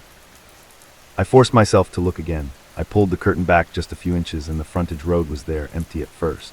Then down by the edge of the light, I saw a person standing still beside the road. They were too far to make out details, just a dark shape under a streetlight facing the motel. The weird thing was how they stood. They didn't shift their weight or look around like a normal person waiting for a ride. They were just placed there like a mannequin. My phone buzzed again, and I didn't even have to open the app to know what it would say. Motion detected. I opened the live feed and it showed me at the window again. Only this time in the feed, the curtain was pulled back wider than I was pulling it back in real life. In the feed, you could clearly see the frontage road and the figure under the streetlight. The figure wasn't looking at the motel in the feed. It was looking right at the camera, like it knew where it was, like it knew where I was. I dropped the curtain and backed away so fast I almost tripped on my own shoes. My heart was pounding so hard I could hear it in my ears. I called the front desk and it rang until it went to some generic voicemail message. I tried again, same thing. I considered calling the police, but what would I even say? Hi, I'm in a motel and my window is showing me my own car driving by and my security camera is haunted, like I was trying to win a prize for sounding crazy. So I did the dumbest thing, the thing I still get mad at myself for. I decided I was leaving, not at 2, right then. I grabbed my keys off the nightstand, stuffed my charger and wallet into my pockets, and slung my backpack over my shoulder. I kept my eyes on the window the whole time, expecting the glass to suddenly show something worse, like someone right up against it. I went to the door, lifted the chair away, and put my hand on the doorknob. Before I turned it, my phone buzzed again, and I looked down out of reflex. Another saved clip. I don't know why I played it, but I did. In the clip, I was walking to the door, backpack on, just like I was about to. He put his hand on the knob and paused, and then he leaned closer like he was listening. That's when a shadow slid across the bottom of the door, slow and steady, like someone was standing right outside. In the clip, I stepped back and his face changed in a way I'll never forget. It wasn't a surprise, it was like he already knew. My hand came off the doorknob so fast it was like I'd touched something hot. I turned off the room light so the window wouldn't silhouette me, and I backed into the corner near the bathroom where I could see the door and the window at the same time. I held my phone in both hands like it was a weapon, thumb hovering over the emergency call screen. The motel was quiet enough that I could hear the AC clicking and the faint crackle of a truck on the highway. Then from right outside my door, I heard a sound that made my stomach flip. It was a soft tap, tap, tap right around the height of the deadbolt. Not pounding, not rattling the knob, just patient tapping like someone knocking with one finger. It stopped, and the silence after felt even louder. Then it started again, same rhythm, same spot. I didn't say anything. I didn't move. I held my breath so hard my chest ached, waiting for the knob to turn, waiting for the lock to click, waiting for anything. Instead, the tapping moved. It went from the door to the window, like whoever it was had walked over there. Tap, tap, tap on the glass. I stared at the curtains, expecting to see a shadow or a hand press against the fabric. Nothing showed. The tap stopped, and I heard that scraping sound again, closer now, like the sole of a shoe dragging lightly across the concrete outside. My phone buzzed again, and this time I almost threw it. The notification wasn't motion detected. It was a live view alert, like someone had opened the stream. I stared at my screen, and the camera feed wasn't showing my room anymore. It was showing the outside of my room, like the camera was now sitting somewhere across the parking lot pointed at my window. I could see the pale curtains and the weak glow from the hallway light, and I could see my own shadow inside the room, small and hunched near the bathroom door. Then something moved into frame, a person close enough that the camera caught the side of their face for a split second. I couldn't see features, just skin and an ear and the edge of a hood, but what got me was how they held the camera. The angle dipped and adjusted like they were carrying it, like it wasn't some motel camera or hidden device anymore. Like someone out there had the exact camera my app was connected to, even though my real camera was still in its case in my backpack. I didn't scream or run or do anything brave. I just called 911 with shaking fingers and whispered my address like I was afraid the phone could be heard through the walls. The dispatcher asked me questions in that calm voice they use, and I tried to answer without making a sound. I told her I thought someone was outside my motel room and I was alone. She asked if I could see the person. I said no, but I could hear them. She told me to stay inside and stay quiet. The tapping came back, but not on the window this time. On the wall, slow, spaced-out taps like someone testing where the studs were or just letting me know they had time. My eyes kept flicking between the actual curtains and the live feed, and on the feed, the view of my window stayed still, like whoever held the camera was waiting too. Then the feed shifted slightly, and I saw something that made my throat tighten so hard I could barely swallow. My car rolled into view on the frontage road behind the motel, moving slowly, headlights off like it was coasting. It was my car, the same dent, the same air freshener, and it passed behind the window like it had earlier. Only now did I know it wasn't just my tired brain making things up. My keys were still in my pocket. My real car was parked out front. But there it was again, gliding through the dark like it was being driven by somebody who didn't want to be seen. A few minutes later, I heard sirens in the distance, faint at first, then closer. The tapping stopped immediately. In the live feed, the person holding the camera moved back, and for one quick moment, the camera caught their reflection in my window. It was a dark shape with a hood, but the face wasn't clear. What was clear was the way they tilted their head, like they were looking into the room, trying to see where I was hiding. The police finally showed up and knocked loudly, announcing themselves. I unlocked the door so fast my hands slipped, and I almost cried from the relief of seeing two uniforms standing there. They checked around the building with flashlights, looked behind the ice machine, walked the edge of the parking lot, and even drove down the frontage road a bit. They didn't find anyone. One of them asked if I'd been drinking or taking anything, and that question made me feel small and embarrassed, like I was the problem. I showed them my phone, but the live view was gone, and the saved clips wouldn't load, like they'd never existed. They told me it was probably someone messing around, or an app glitch, or maybe I'd connected to the wrong device on the motel Wi-Fi. They said they'd keep an eye on the area for a while, but there wasn't much else they could do. I didn't argue because I could tell they'd already decided what kind of call this was. As soon as they left, I grabbed my stuff and went straight to my car. I didn't even look back at the window. I drove until the sky started getting lighter, stopping at a gas station outside town when it was around 5:22 a.m. and I couldn't keep my eyes open anymore. I sat there with a coffee that tasted like burnt plastic, staring at my phone, refreshing the camera app like a nervous habit. Nothing came in. No alerts, no live view, no clips. It was like the whole thing had shut off the moment I left that room. Later that week, after I got back home, I tried to make sense of it like it was a puzzle with a normal answer. I checked my bank statement and the motel charge was there, but the name was spelled weird, like it had been typed wrong. I looked it up on maps, and nothing came up at that exit except a closed diner and a truck stop. I even called the number on the receipt, and it rang to a disconnected line. I told myself maybe it had been sold, maybe it changed names, maybe I was remembering the exit wrong. But I still had the last thing that happened, the part that's hardest to explain away.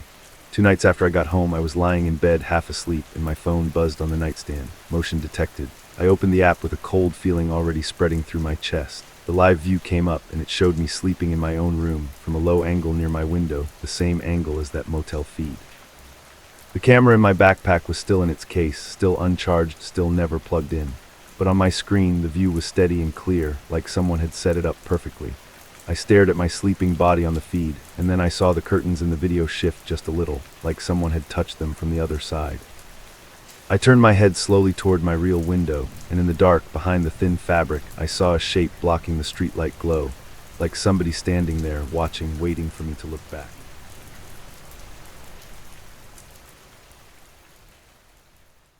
This happened while I was house-sitting for my aunt near Redding, California. The creaking floors didn't bother me until they started following me.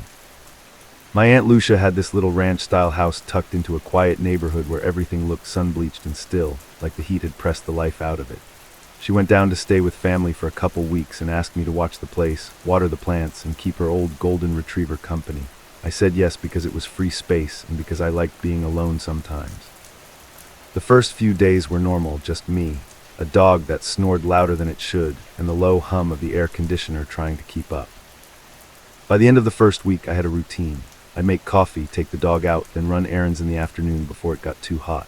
That day I had gone out to grab groceries and some dog food, and I took I-5 because it was faster than winding through the side roads. I remember feeling good about it, like I was being responsible and adult, checking things off a list.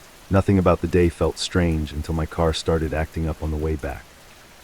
It started as a light vibration through the steering wheel, the kind you feel when the road is rough. Then the shaking got worse, like something was wrong with a tire, and it hit so hard my rearview mirror blurred. I eased into the slow lane, turned off my music, and tried to listen for a thump or a grind.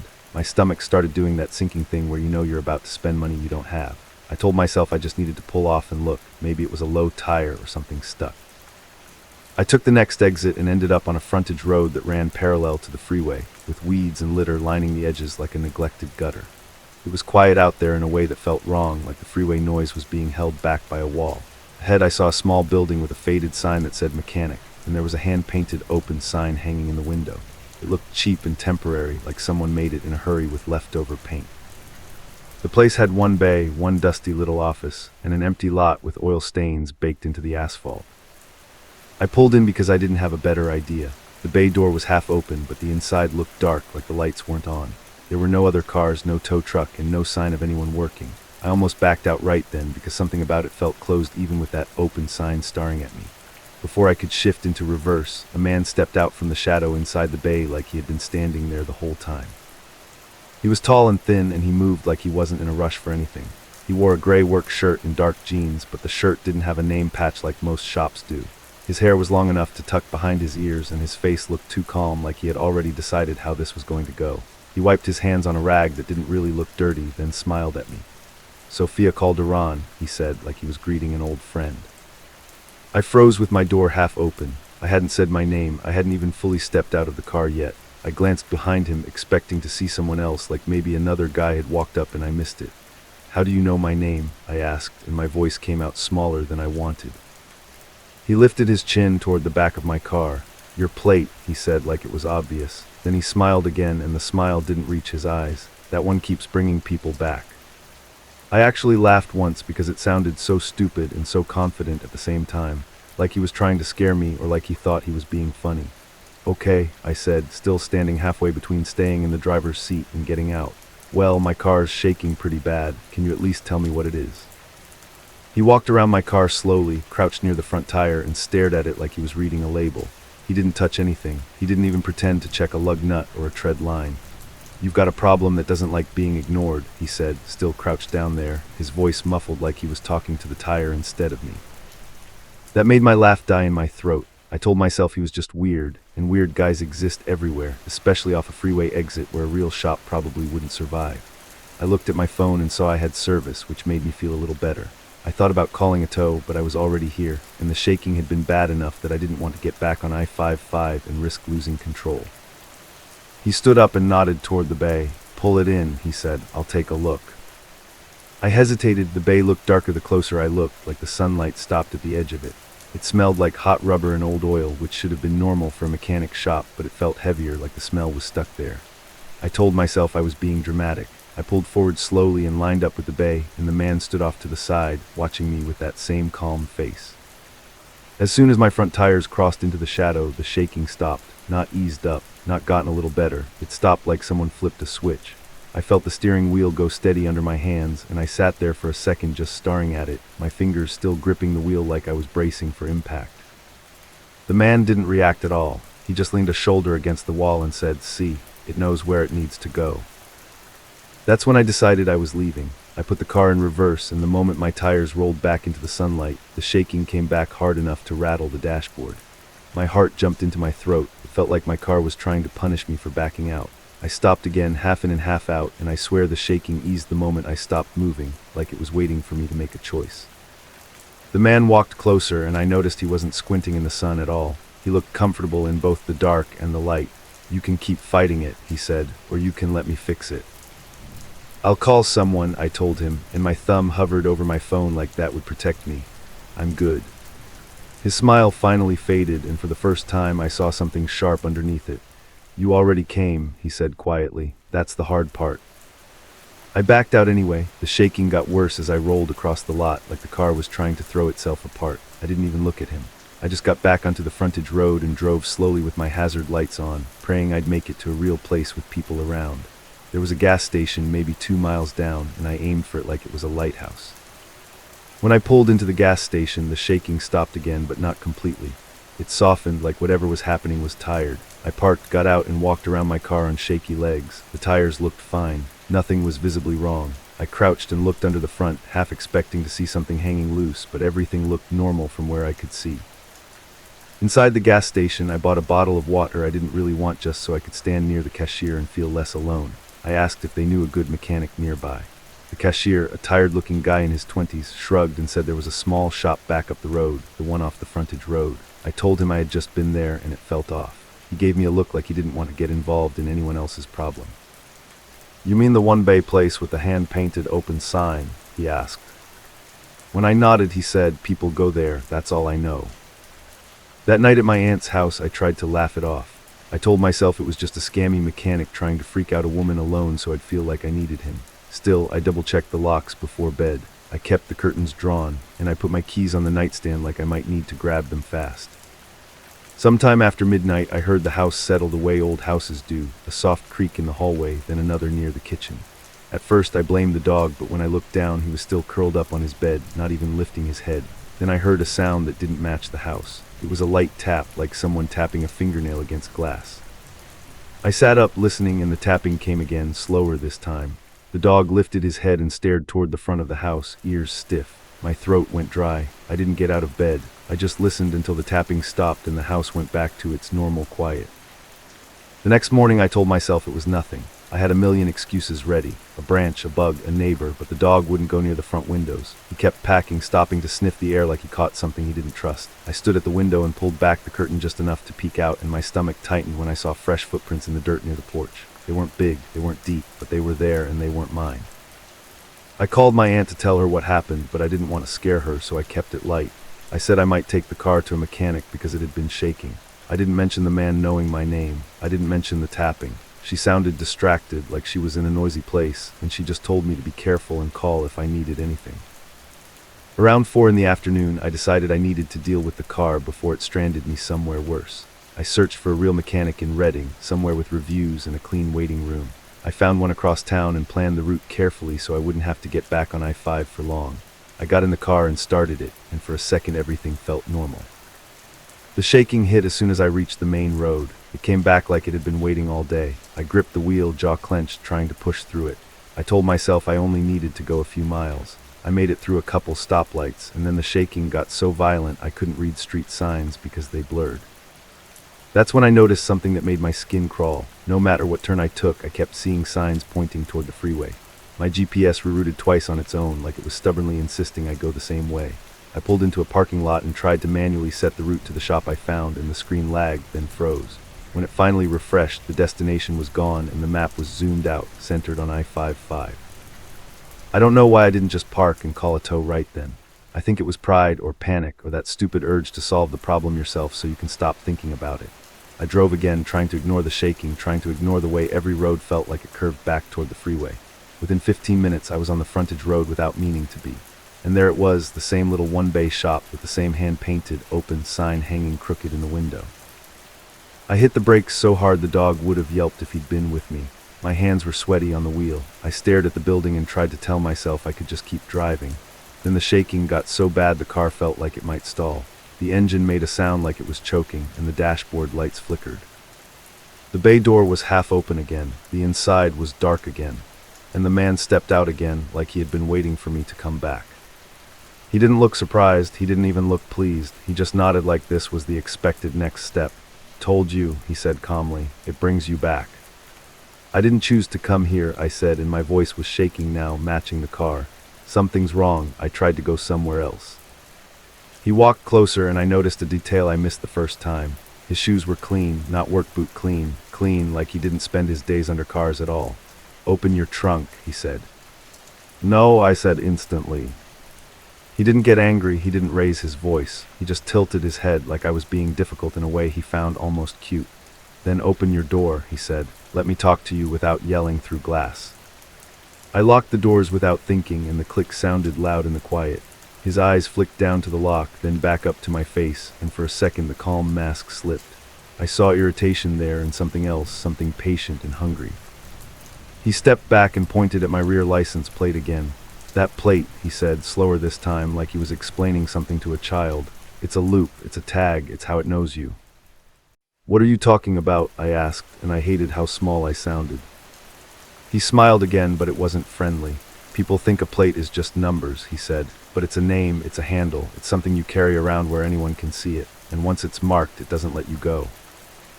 My chest felt tight. I looked past him toward the bay, and I noticed something hanging on the back wall, half hidden in the darkness. It looked like rows of metal rectangles, like old signs. My eyes adjusted, and I realized what they were. License plates, dozens of them, maybe more, nailed up like trophies. I don't know what came over me, but I threw the car into reverse and slammed the gas. The shaking became a violent roar, like the whole car was screaming at me. I backed out so fast I almost hit a rusted tire rack on the edge of the lot. The man didn't chase me. He didn't even move. He just stood there watching, and when I whipped onto the frontage road, I saw him lift his hand in a small wave. I made it back to my aunt's house by pure luck and stubbornness. The shaking didn't stop until I turned into her driveway, and then it calmed like nothing had happened, like it was satisfied for now. I sat in the car for a full minute, breathing hard, hands still clamped around the steering wheel. Then I ran inside and locked the door behind me. I called the non-emergency police line, trying to keep my voice steady as I explained that a mechanic shop off I-5 near the frontage road was acting strange and that I felt unsafe. They asked for the address, and I realized I didn't have one. I only knew how to get there, like it was burned into my head. The dispatcher sounded bored, and when I told her the shop had a hand-painted open sign, she paused like she was typing. "There's no registered business at that location," she said finally. "Are you sure you're describing it right?" I told her I was sure. I told her I had been there twice. She said she could send an officer to check the area, but her tone made it sound like a favor, not a priority. I gave her my number and waited, watching the street through the blinds until my eyes hurt. Around 9:30 p.m., a patrol car drove by slowly, then kept going. No one knocked, no one called back. I sat on the couch with the lights on, the dog pressed against my leg, and I tried to convince myself I was overreacting. But then I heard it again, that light tapping on glass. This time it was at the sliding door in the back, soft and steady, like someone testing my patience. I didn't move. The dog growled low in his throat, a sound I had never heard from him before. The tapping stopped, and after a few seconds I heard footsteps on the patio concrete. Slow, unhurried steps. Whoever it was didn't sound like they were sneaking. They sounded like they knew they had time. I grabbed my phone and called 911. When the operator answered, my voice shook so badly I could barely get words out. I said someone was behind the house. I said I could hear them. She told me to stay inside, and officers were on the way. I kept my eyes on the back door and tried not to imagine someone's face pressed to the glass. The footsteps moved away, and I heard something else instead, a metal scraping sound, like a tool being dragged along something hard. It went on for a few seconds, then stopped. The quiet after was worse than the noise. When the officers finally showed up, it felt like too little, too late. Two of them walked the yard with flashlights while I stood in the kitchen doorway holding the dog's collar. One of them came back and said they didn't see anyone. No forced entry, no signs of a struggle, nothing obvious.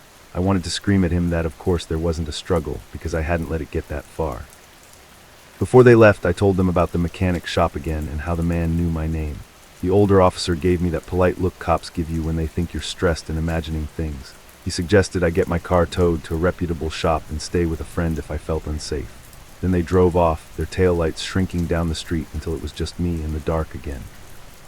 After they left, I went outside with my phone flashlight and checked the back patio. That's when I saw it. Scratched into the metal frame of the sliding door right near the latch was my license plate number, not printed, not written in marker, scratched deep like someone carved it with something sharp, and under it like a signature was my full name. Sofia Calderon. I didn't sleep that night. I sat in the living room with every light on, listening for any sound that didn't belong.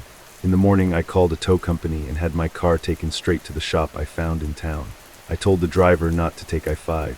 He laughed and said he wouldn't, like that was an easy promise to keep. At the shop, the mechanic there checked my car and told me something that made my skin go cold all over again.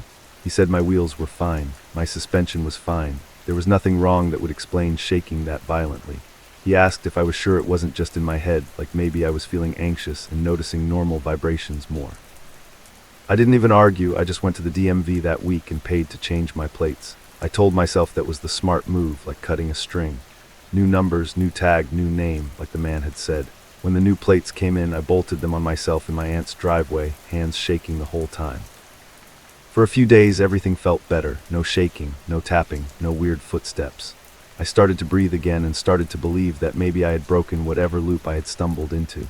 Then one afternoon, I was driving back from the store and I got stuck in traffic near the freeway. I glanced in my rearview mirror out of habit, and for a split second, I saw the reflection of a hand-painted sign hanging in a dusty window behind me. It didn't say open. It said my old license plate number.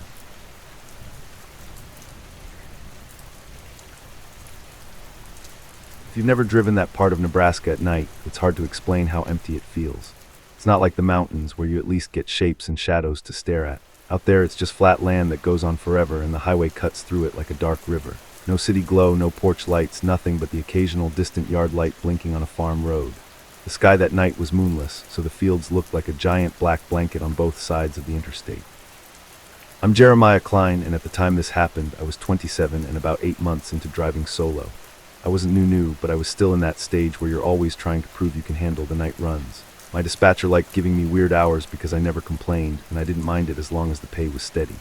That week I was hauling a loaded trailer westbound. Nothing exciting, just palletized freight headed toward Cheyenne. The kind of run where you're basically counting mile markers and trying not to fall asleep. The only thing that kept me sane on nights like that was the CB radio. I know a lot of guys don't use them anymore, but I did. It was background noise, and it made the cab feel less like a sealed box floating through darkness. Most of the time, it was truckers warning about speed traps, calling out deer on the shoulder, or just joking around because they were bored. And if it got too quiet, I'd flip channels until I found something that wasn't pure static. That night, the chatter was thin. I-80 still had traffic, but it was mostly long gaps between clusters of rigs, like everyone was spaced out on purpose. I remember seeing a set of taillights far ahead and another pair behind me, both so distant they looked like red stars. I was running my own pace, cruise control set a little under the limit, hands light on the wheel. The cab smelled like burnt coffee from a gas station in Kearney, and the heater was barely on because the air outside was cold enough to keep me awake. Around 1:41 a.m., the CB was almost nothing. Just hiss with a few faint voices bleeding through like someone talking in another room.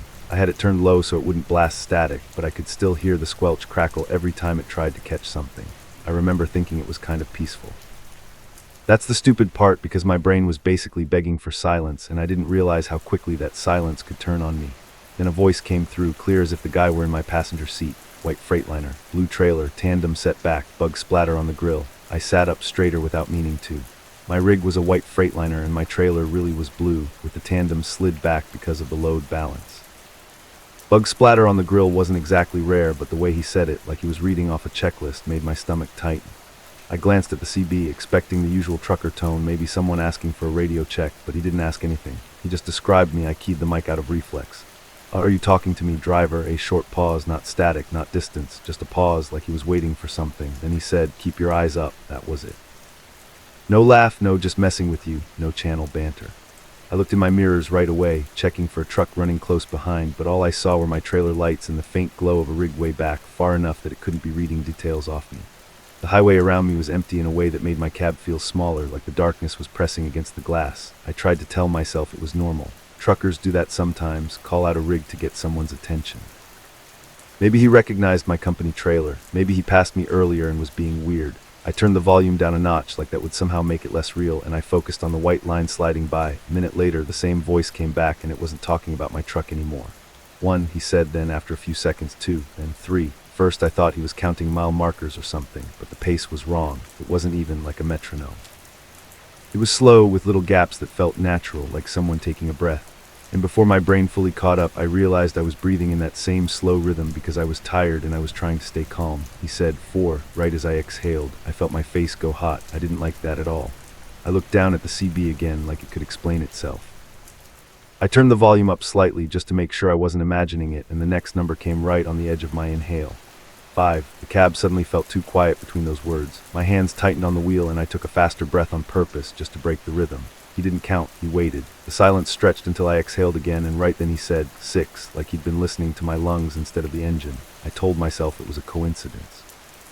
It had to be. There was no way someone could hear me breathing through a CB. The mic wasn't even keyed. My windows were up, the engine was loud, my fan was running. It wasn't possible. So I did the dumbest test you can do when you're alone at night and scared. I held my breath, I clenched my jaw and stopped breathing entirely, staring straight ahead at the reflective posts on the shoulder. A part of me expected him to keep counting anyway, to prove it was random.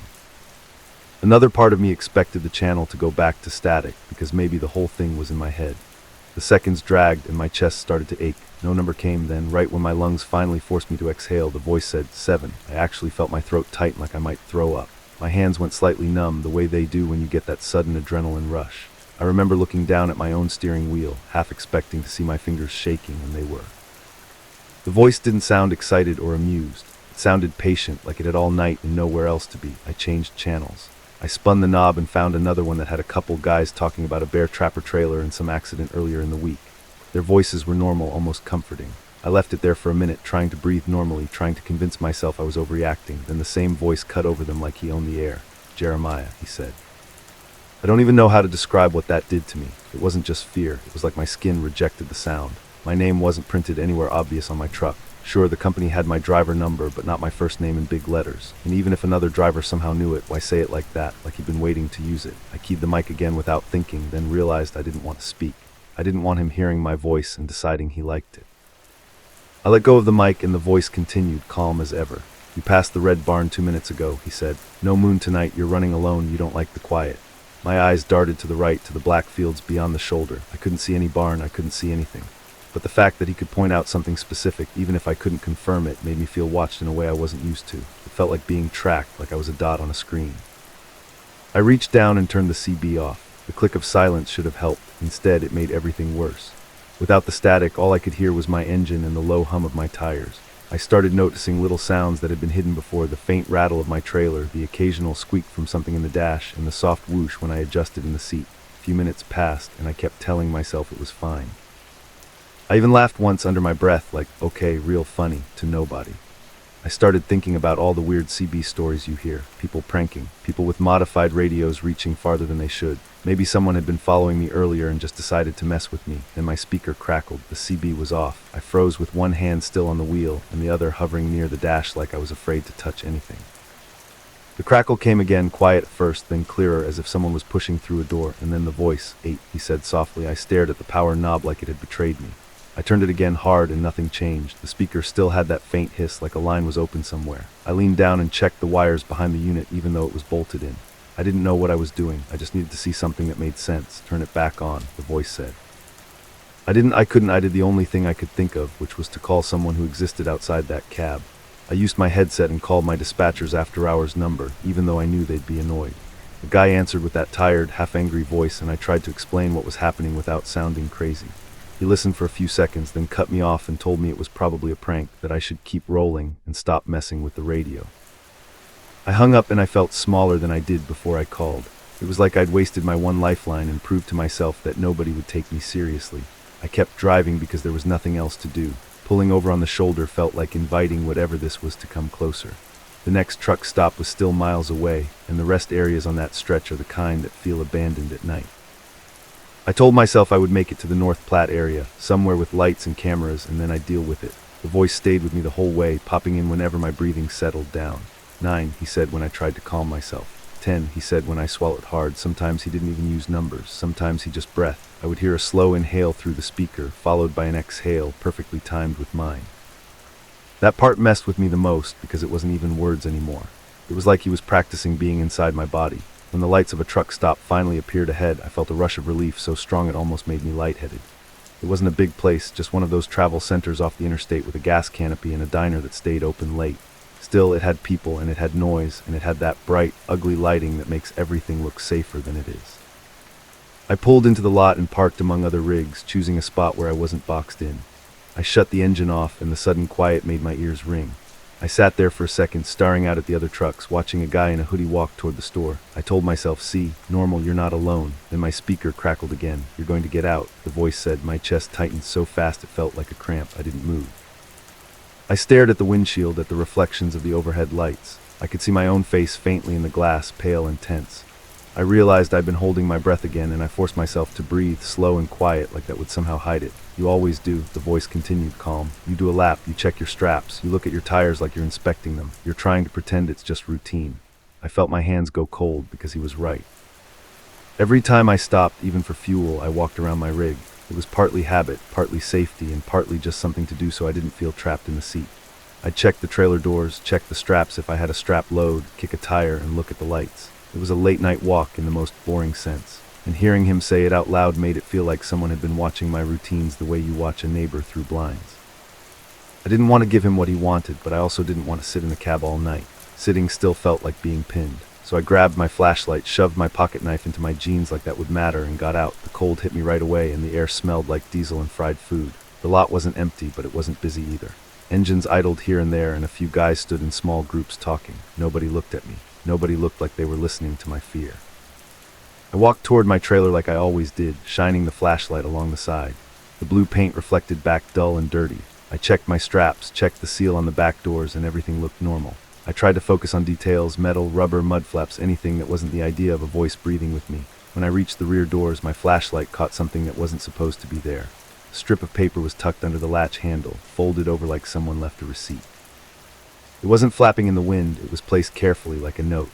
My first thought was that maybe a worker had tagged me for something, but there was no reason for that, and my stomach told me it wasn't that. I pulled it free and unfolded it with my thumb, trying not to shake. On the paper, written in neat block letters, were 2 columns. One column said IN, the other said out.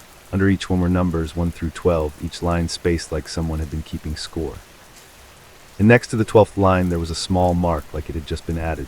I stared at it for too long, trying to make it mean something else, trying to pretend it was a weird joke, but it wasn't random. It was a list that matched the way the voice had been counting. My throat went dry, and I turned my head slowly, scanning the line of trucks behind mine. The bright lights made hard shadows under every trailer. There were so many places someone could stand without being noticed.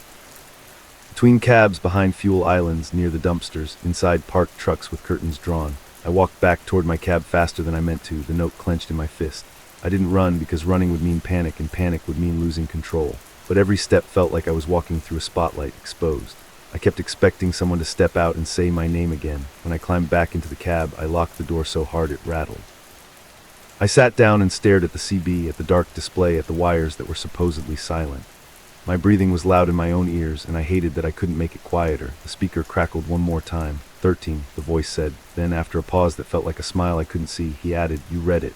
I sat there, frozen, staring at the windshield and the bright lot beyond it. I didn't know if he was in another truck with a powerful radio, if he was nearby with some kind of scanner, if he had a way to hear through my cab, or if he'd put something on my rig at the last stop and I hadn't noticed. I didn't know anything except that he knew my routine, he knew my breathing, and he knew what I was doing even when I thought I was alone. I called the state patrol from my phone with shaking fingers and tried to explain, and the trooper who showed up looked more tired and annoyed than anything. He glanced at the note, walked around my rig with his flashlight, and told me there were a lot of weirdos with radios out here. He asked if anyone had threatened me directly. I told him the guy knew my name and was counting my breaths. The trooper gave me a look like he didn't know what to do with that, then told me to change routes if you can and to call again if someone tried to break in. After he left, I didn't sleep. I couldn't. I drove out of that truck stop as soon as I felt safe enough to move, because sitting still felt worse than rolling. I kept my CB off, but every time the cab settled into quiet, I swore I could still hear that faint hiss, like a channel that never really closed. I made it to my drop later that morning, exhausted and shaky, and I tried to tell myself it was over. I threw the note away in a dumpster because I didn't want to keep proof of it. I even convinced myself it might have been some elaborate prank by another driver who saw my name on paperwork somewhere. That explanation was thin, but it was the only one that didn't make me feel like the world had holes in it. 2 nights later, I was home in my apartment trying to catch up on sleep. My truck was parked at the yard miles away. I was lying in bed in the dark, finally starting to drift off, when my phone buzzed with a notification from a voicemail I didn't remember missing. No number, just unknown. I listened to it with one eye half closed, expecting a spam call. At first it was nothing but soft static, like a radio channel left open. Then I heard a slow inhale, followed by an exhale, right against the microphone like someone was leaning close, and then in the same calm voice from I-80, he whispered 14.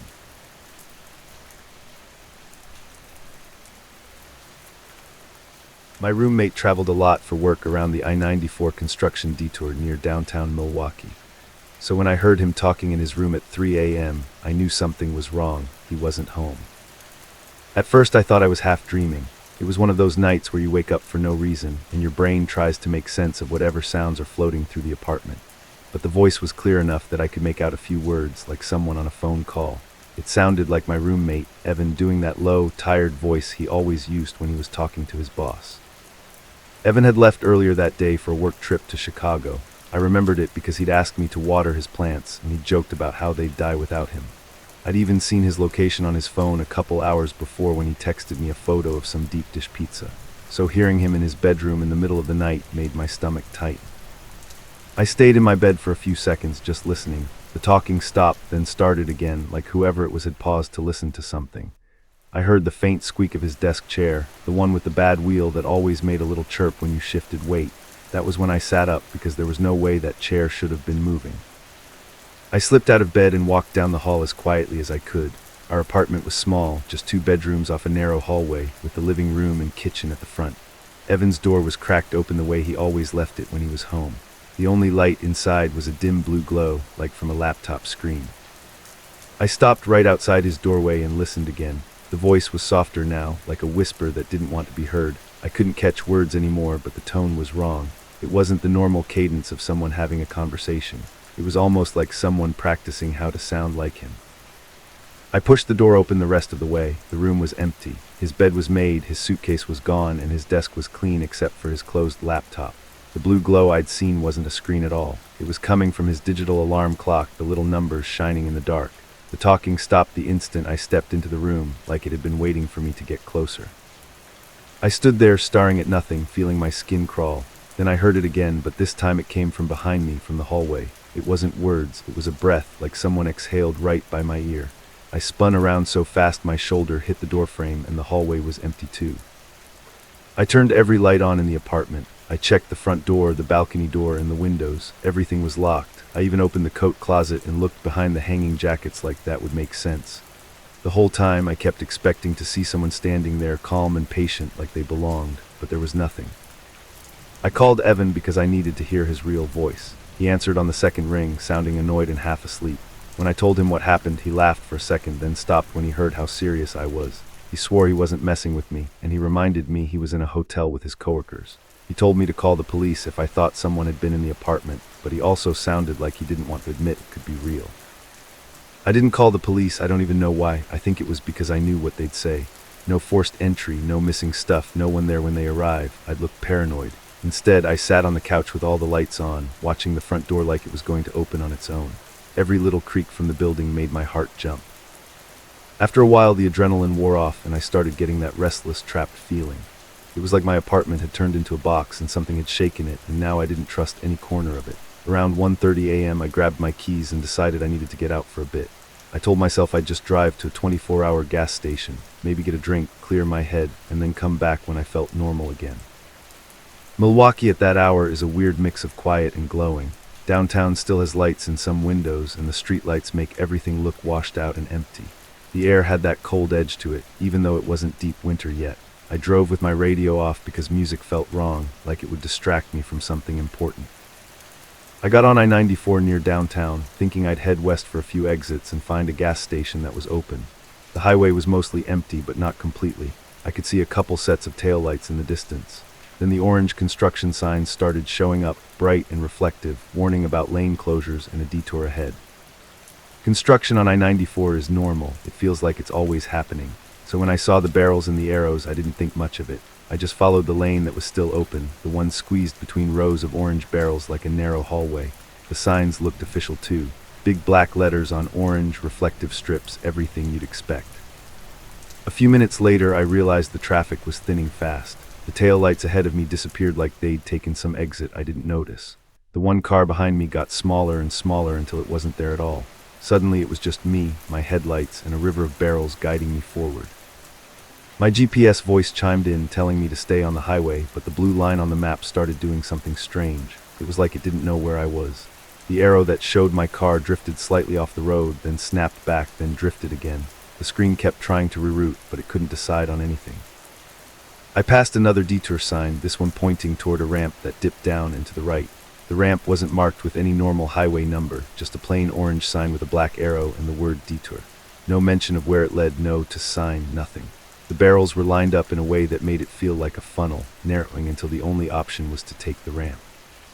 I hesitated at the split. The main highway lanes to the left were blocked off with more barrels and a big flashing arrow board telling you to merge. The ramp was the only open path. I told myself the lack of signs was probably because it was temporary.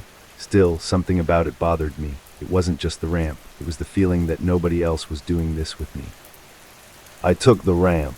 It dropped lower than I expected, and the city lights disappeared behind a wall of concrete. The barrels followed me down, tight on both sides like rails. The air got colder, and my headlights picked up damp stains on the concrete walls. It started to look less like a normal ramp and more like the start of a tunnel.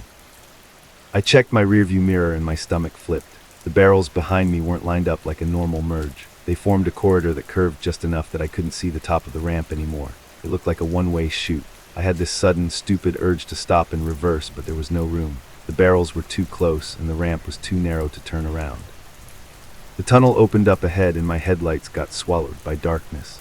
The only lights inside were those orange sodium lamps mounted high on the walls, spaced far apart so there were long stretches where the road ahead faded into shadow. The pavement changed too.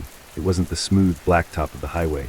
It was older and rougher, like an access road that hadn't been used in years. My phone lost signal almost immediately. The little bars dropped to nothing and the GPS map froze. The screen still showed my location arrow, but now it was sitting on a blank gray background like the app had given up. I told myself it was because I was underground, and that made sense. But I didn't remember any tunnel like this under I-94, not one that went this deep. I tried to keep a steady speed because slowing down felt like giving in to fear. The tunnel walls were close enough that I could see every crack and water streak. In some spots there were old signs bolted into the concrete, but they were blank, like the reflective faces had been peeled off. It felt unfinished and abandoned at the same time, like someone had started building it and then walked away. A few minutes in, I saw something on the right side that made my hands tighten on the wheel. It was a doorway set into the wall, the kind you'd see in a utility tunnel. A metal door with a push bar, painted gray, with a small red sign that said authorized personnel only. There was also a security camera above it, pointed right at the road. The little red light on it was on. That was the moment my brain stopped telling me I was just on a normal detour. The tunnel kept curving, and every curve felt like it took me farther from anything familiar. I started noticing little details that didn't fit. The orange barrels had scuff marks like they'd been used for a long time, and some of the reflective tape was dirty and worn. A couple of the detour signs had tiny spelling mistakes you'd never see on official signage, like the letters were slightly misaligned or the font was off. Then I saw headlights behind me. At first they were faint, just a glow in the distance, but they got brighter fast. A vehicle was coming down the tunnel, and it was moving quicker than I liked. I couldn't tell what it was because the lights were too bright and the tunnel made everything echo. But I could hear the engine, low and heavy, like a truck. I tried to speed up, but the tunnel had another curve and the road's surface was uneven. I didn't want to hit a pothole and lose control. The headlights behind me stayed the same distance, like whoever it was had matched my speed. That made my chest feel tight. If they were just another driver, they'd probably hang back or pass or do something normal. They weren't doing anything normal. I told myself I was being paranoid. I'd already freaked myself out in the apartment. Maybe this was just how my brain was coping, seeing danger everywhere. But then the truck behind me flashed its high beams, quick and deliberate like a signal.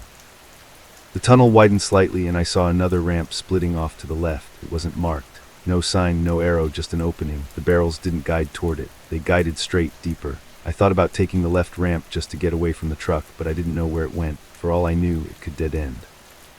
I stayed straight. A little farther ahead, there was something standing on the shoulder. At first, it looked like a construction worker in a reflective vest, just standing still under one of the sodium lights. But as I got closer, I realized it wasn't moving at all. It wasn't waving anyone through or holding a sign. It was just facing the road, watching. I couldn't see a face. The light behind it made it a silhouette, and the reflective strips on the vest glowed like bright white bones. As I passed, the figure turned its head slowly, tracking my car. I felt my whole body go cold, like the air in the tunnel had dropped 10 degrees. In my mirror, I saw the truck behind me slow down as it approached the figure. The figure lifted an arm, and the truck's headlights dipped, like the driver tapped the brakes. They didn't stop completely. They just slowed, then kept going, like they had some kind of silent understanding. That was when I knew I wasn't supposed to be there. The tunnel eventually opened into a larger space, like a big underground interchange. Multiple lanes appeared, some leading off into dark openings, others blocked by concrete barriers. The ceiling was higher here, and the sound of my engine echoed in a way that made it feel enormous and empty. The sodium lights were brighter, and I could see stains on the ceiling that looked like long, dark fingerprints. There was a sign hanging overhead, but it didn't have a normal highway shield. It was just plain white with black letters that said ramp closed, and underneath it, smaller, use next exit. There was no exit number, no direction, just that. My car felt tiny in that space. I stayed in the lane that looked the most used, the one with fresh tire marks and fewer cracks. The truck stayed behind me, still not passing, still keeping that same distance like it was hurting me. Then up ahead, I saw a gate. It was one of those metal barrier arms you'd see at a parking garage entrance, except it was stretched across the lane in the middle of the tunnel. A small booth sat on the right side, dark inside, with a little window. Above it was a blinking amber light. The barrier arm was down. I slowed, my heart pounding so hard I could feel it in my throat. For a second I thought maybe this was a real security checkpoint for some city maintenance area, and I'd accidentally driven into it. If I stopped, maybe I could explain. Maybe someone would tell me how to get out. Then the truck behind me honked, long and aggressive, and the sound bounced off the concrete like a shout. The booth door opened. A person stepped out wearing a reflective vest like the figure I'd passed earlier. They held something in their hand that looked like a flashlight, but the way they carried it was wrong. It wasn't casual. It was like a tool they were used to using on people, not on pavement. They didn't wave me forward. They didn't gesture at all. They just walked toward my driver's side window with slow, steady steps, like they knew I couldn't go anywhere. In that moment, my brain stopped trying to be reasonable. I jerked the wheel and hit the gas. The barrels on the left side were spaced slightly wider there, like the lane had been adjusted recently. I aimed for the gap and forced my car through, scraping the side against plastic and hearing the hollow thumps as the barrels toppled. The barrier arm was still down in front of me, but the lane I'd swerved into led toward another opening, a darker ramp that looked like it went around the gate area. The person by the booth shouted something I couldn't hear over my engine. The truck behind me roared louder, and I saw it lurch forward in my mirror. I took the darker ramp without thinking. It dipped and curved, and the lights got scarcer again. My tires slid slightly on damp pavement, and my car's traction control light flickered. I kept going because stopping felt like dying. The ramp led to another tunnel, narrower than before, with exposed pipes running along the ceiling. The air smelled like wet metal and old exhaust. I could hear water dripping somewhere, steady and patient, like a clock. My headlights picked up something painted on the wall in faded white letters, but it was too smeared to read as I flew past. The truck was still behind me, not right on my bumper, but close enough that its headlights filled my rearview mirror. It hit the barrels I'd knocked over, and I heard the crunch of plastic under heavy tires. It didn't slow down for long. I started looking for any sign of an exit, any ramp up, any light that looked like it led back to the surface. The tunnel felt like it was going in circles. Every curve looked the same. The fear shifted from being chased to being trapped, like I'd driven into a place that didn't have a way out unless someone allowed it. Then I saw a break in the wall on the right side, like a maintenance pull-off. A small metal door, half hidden in shadow, with a green sign above it that said exit. The sign looked newer than everything else down there, like it had been put up recently for someone who needed it. I didn't even slow down. I swerved into the pull-off, slammed on my brakes, and jumped out of the car. The tunnel air hit me like a freezer, damp and heavy. The truck's engine noise was louder now, rounding the curve behind me. I grabbed the door handle and yanked. It opened. Behind it was a narrow stairwell going up, lit by those harsh white utility lights. I didn't think, I ran. My footsteps echoed on the metal stairs, and the sound made me feel exposed, like a loud animal in a quiet cave. Somewhere below, I heard the truck slow, then stop, and a door opened with a heavy clunk. I kept climbing until my lungs burned. The stairwell turned and then turned again, and the air got warmer. I pushed through another door at the top and stumbled out into the night. I was outside, but not where I should have been. I wasn't on a downtown Milwaukee street, and I definitely wasn't near I-94. I was in an industrial area with chain-link fences and stacked shipping pallets. A set of train tracks ran parallel to the road, and somewhere in the distance I could hear the low rumble of freight cars. There were no cars, no people, just the hum of distant highway noise like it was miles away. I ran to my car, jumped in, and drove without a plan. I didn't stop until I found a gas station with the lights on and a guy behind the counter who looked half asleep. I parked under the bright canopy lights and sat there shaking, staring at my steering wheel like it was the only solid thing left in the world. I called 911 with trembling hands. When the dispatcher asked for my location, I had to look at street signs because my phone still didn't have service for maps. I told her what happened, and I could hear the change in her voice, the way people get when they're deciding if you're drunk or crazy. She sent an officer anyway. 2 officers showed up about 15 minutes later. They listened, but their faces stayed flat like they were humoring me. One of them asked if I'd been drinking. I told him no. I told him about the tunnel, the gate, and the truck. He nodded slowly and said construction detours can be confusing at night, and sometimes you end up on service roads. I tried to explain that it wasn't just confusing. It was wrong. The officer asked if I could drive them back to where I entered. I said yes, but by the time we got back near downtown, the detour signs were gone. The barrels were still there in some areas, but the ramp I'd taken wasn't open anymore. It was blocked off with concrete barriers like it had never been an option. There was no detour arrow pointing down, nothing.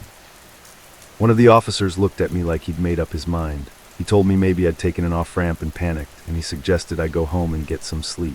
When I pushed back, he got polite in that firm way and said there wasn't much they could do without a clear location. Then they left. I drove home with the sun starting to creep up, the sky turning that dull gray blue. The whole city looked normal again, like the night had been a mistake. I half expected to see Evan's car in the parking lot like he'd somehow returned, but it wasn't there. When I finally walked into the apartment, everything was quiet. No whispering, no voices. I checked Evan's room anyway. It was still empty, still untouched. I tried to convince myself I'd imagined the voice earlier, that it was stress, that my brain had been looking for patterns in normal sounds. But my scraped car door and the orange scuff marks along the side said I hadn't imagined everything. Evan came back late the next day. He walked in acting normal, talking about his trip like nothing had happened. I didn't even know how to bring it up again, because saying it out loud made it sound ridiculous. I told him I'd had a weird night and left it at that. That night I went to bed early, exhausted. I kept my bedroom door locked, which I'd never done before. I must have fallen asleep fast because I don't remember drifting off. But I do remember waking up suddenly, like someone had snapped their fingers next to my ear. The apartment was dark, my throat was dry, and from down the hall I could hear Evan's voice again coming from his room. It was low and steady, like he was talking to someone who wasn't there. I sat up in bed and stared at my closed door. I didn't move, I didn't breathe, I just listened. Then from the other side of my door, right in the hallway, a voice whispered softly, like it was right up against the wood. And it sounded exactly like me.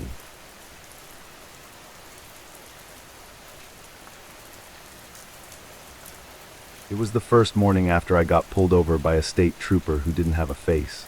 When I opened it, the pictures inside showed me sleeping every single night. I didn't even notice the folder at first. It was buried inside a bunch of system-looking files on my laptop, the kind you normally don't touch because you're scared you'll mess something up. It had a plain name like it was trying to blend in, and the icon was just a blank page. The only reason I clicked it was because it had today's date on it, like it had been created while I was asleep. When it opened, my stomach tightened because the first thing I saw wasn't a document or a download. It was a photo of me in my bed, taken from the corner of my room like someone was standing there.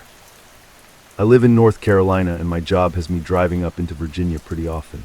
Nothing exciting, just long stretches of highway, a podcast, and gas station coffee that tastes like burnt plastic. I'm the kind of person who likes to be home before it gets late, but that night didn't go my way. I'd stayed later than I should have, and by the time I was heading back south, it was already past midnight. The roads were empty in that weird way they get after most people have finally gone to sleep, and your headlights feel like they're the only thing keeping you connected to the world. I was on I-77 near Wytheville, Virginia, in that stretch where it feels like you could drive forever and never hit an exit. The median was wide and grassy, like a long open field separating both sides of the highway, and there were no businesses or houses nearby, just dark trees in the distance and the hum of the road under my tires. I remember thinking it was almost peaceful because there was nothing around me, and for once my phone wasn't buzzing with messages.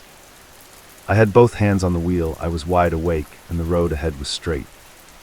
That's why the flashing lights behind me made absolutely no sense. At first I thought it was just someone coming up fast. Then the red and blue reflections hit my side mirror in that familiar pattern, and my heart dropped like it always does when you realize it's for you.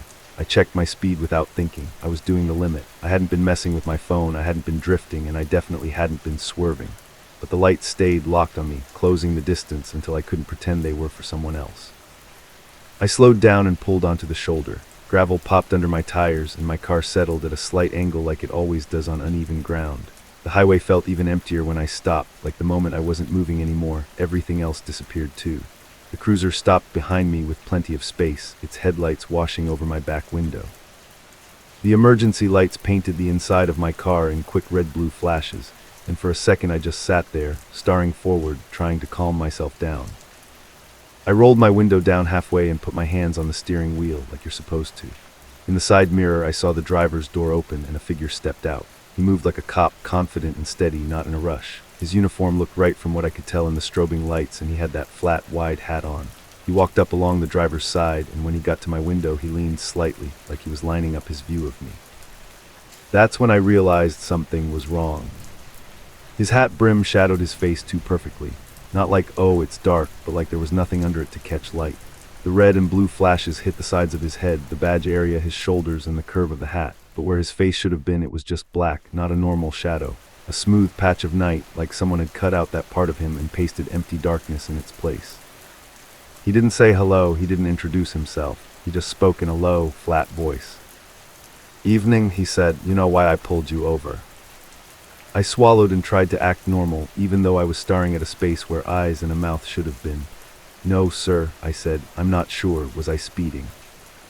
"You were swerving," he said. "I need you to step out and confirm who you are." That phrasing hit me weird. Cops ask for your license and registration. They might ask where you're coming from, where you're headed, stuff like that. But confirm who you are sounded like a line someone practiced in front of a mirror. It sounded like something you'd say if you didn't really know how traffic stops work, but you knew the basics from TV. I kept my voice calm. "My license is in my wallet," I said. "I can hand it to you." "No," he said immediately. "Step out, confirm who you are." The way he said it was the same both times, like he was repeating a script. He leaned in a little closer, and that empty darkness under his brim seemed to swallow the flashing lights completely.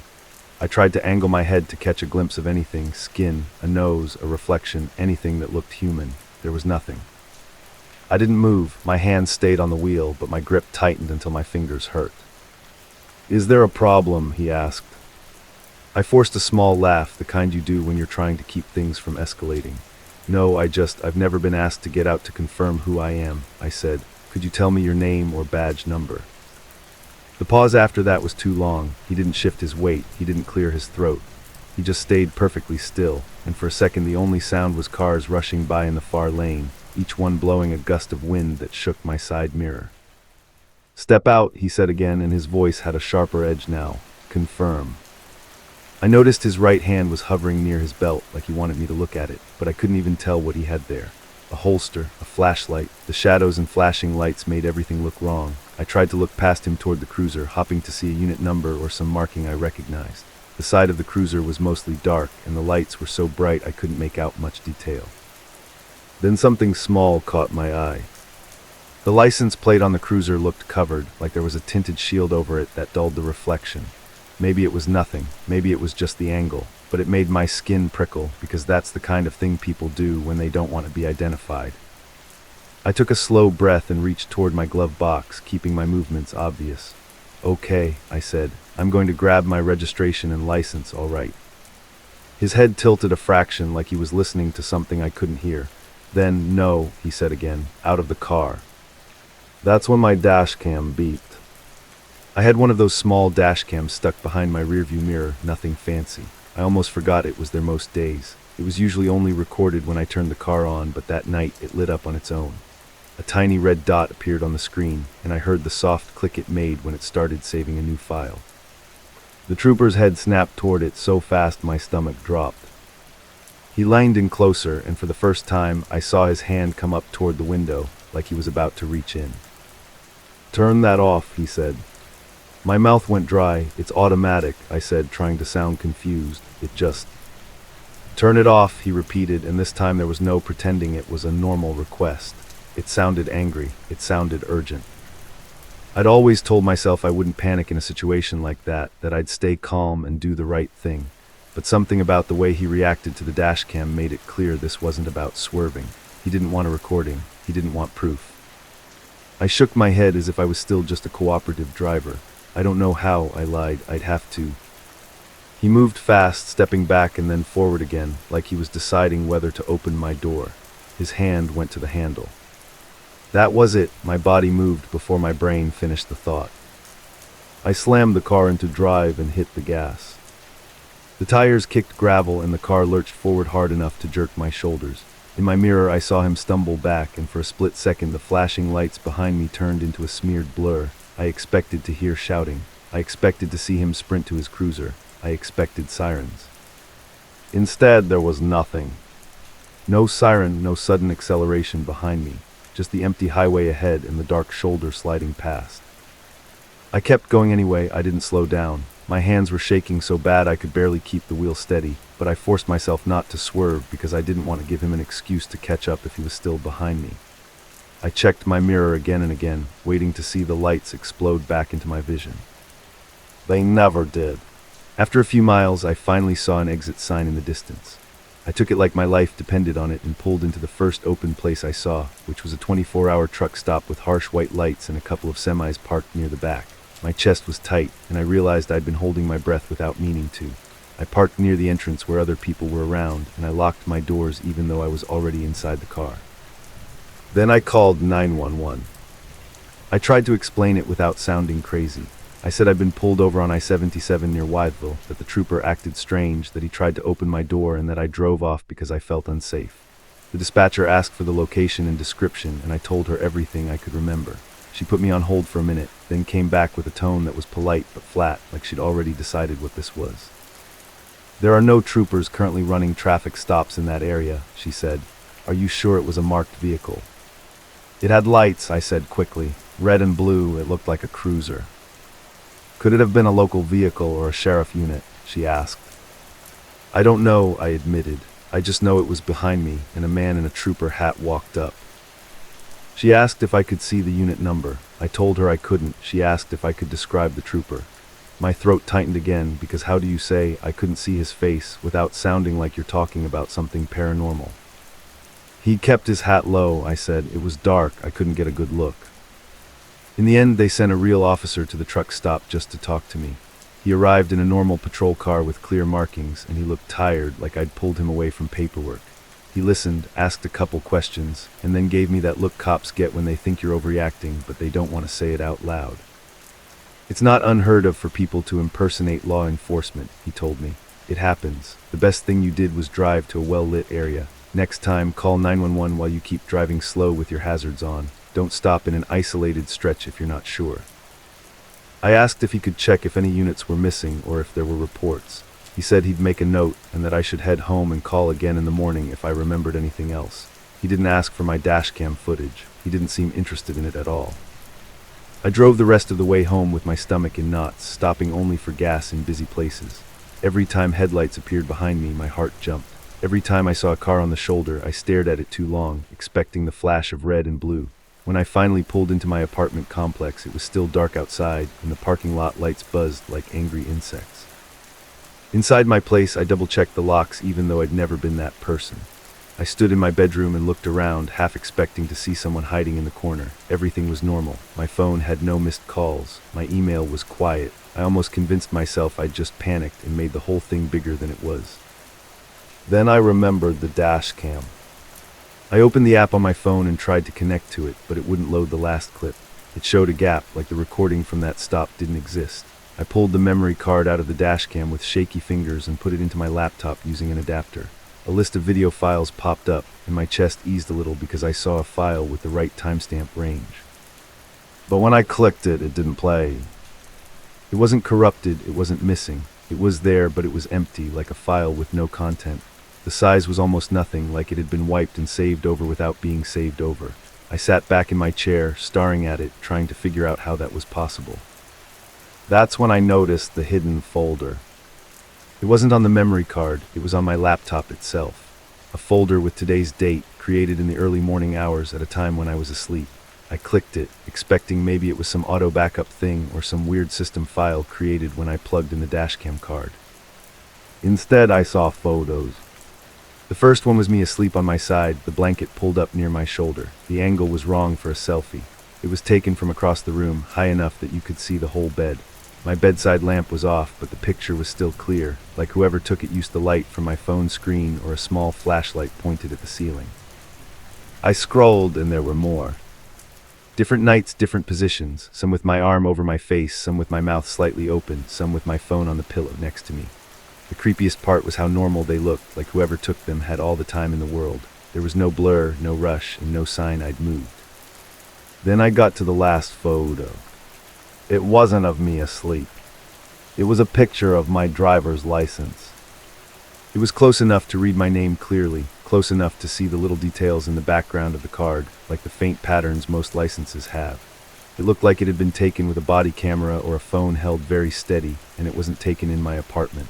The lighting was different, harsher, like it was from headlights or a flashlight. My blood ran cold because I suddenly remembered what the trooper had asked. Confirm who you are. I hadn't handed him my license, but I had reached for my glove box. In that moment, with my window halfway down and him leaning in, he could have seen the wallet, the card, the name, anything. And if he was close enough, he could have snapped a photo so fast I wouldn't even notice. The dashcam starting on its own wasn't the only thing that happened automatically that night. My phone had been sitting in my cup holder, unlocked because I'd been using it for directions earlier. I checked my email after that, and my chest got tight all over again. There were new login notifications from accounts I hadn't touched in weeks. There were password reset requests I didn't make. My bank app showed a failed attempt to change my phone number. It was like someone had driven a hook into my personal info and started yanking, testing what they could pull free. I changed every password I could think of. I froze my credit. I called my bank. I called the non-emergency line again and told them about the photos, about the license picture, and about the fake stop. This time the person on the phone sounded more serious, but it still didn't feel like it mattered. They asked me to bring my laptop in if possible, like it was no big deal, like I was reporting a stolen bike. I didn't sleep that night. I sat on my couch with every light on, listening to the building creak and the distant sound of cars on the main road. Around 3:15 a.m. my phone buzzed and I nearly threw it. It was just a normal notification, but my body was so on edge that any sound felt like a threat. I kept thinking about that empty space under the brim of the hat and how the red and blue lights never touched it. Over the next week, the fear didn't fade like it usually does after a scare. It got worse. I started noticing little things out of place. My front door would feel like it didn't latch the same way. My bathroom window would be unlocked even though I knew I locked it. My laptop would wake up from sleep on its own, the screen glowing in the dark like someone had just touched the trackpad. I bought a cheap little camera for my living room and pointed it at the front door, telling myself I was being paranoid, telling myself this was the logical step. 2 nights later, the camera sent me a motion alert while I was lying in bed. I opened the clip with my heart pounding, expecting to see maybe a bug, maybe the heater kicking on. The video showed my living room in night mode, grainy and gray. The front door didn't open. Nothing moved for a few seconds. Then in the corner near the coat rack, something shifted. It wasn't a clear person on camera. It was more like the shape of a shoulder, a dark curve that shouldn't have been there, easing back behind the wall like someone realized they were visible and pulled away. The clip ended right after, like the motion had stopped because whoever it was stopped moving. I grabbed my phone and walked out into the hallway, flipping on every light as I went. My apartment was empty. The front door was locked. The chain was on. The windows were shut. Nothing looked disturbed, and that almost made it worse because it meant whatever was happening didn't leave obvious signs. It meant whoever it was knew how to be quiet.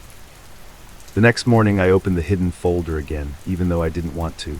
I told myself I needed proof. I told myself I needed to know if there were more photos, more files, or anything that could explain it. There was one new picture added overnight. It was me asleep. Same angle, same corner of the room, same calm, steady framing like whoever took it wasn't scared at all. But this time there was something else in the photo, just barely. In the reflection of my dark bedroom window, you could see a faint shape behind the person taking the picture. A wide, flat hat brim, low over where a face should have been, and under it nothing but a smooth patch of black, like the night itself was wearing a uniform. I haven't driven through that stretch of I-77 again.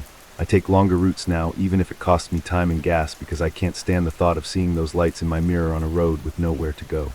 The police never followed up with anything useful. No suspect, no official report that went anywhere. Just advice to be careful and stay in well-lit areas.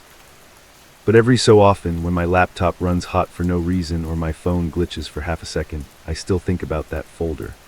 I still think about someone verifying who I was, like my identity was something you could scan, copy, and carry away.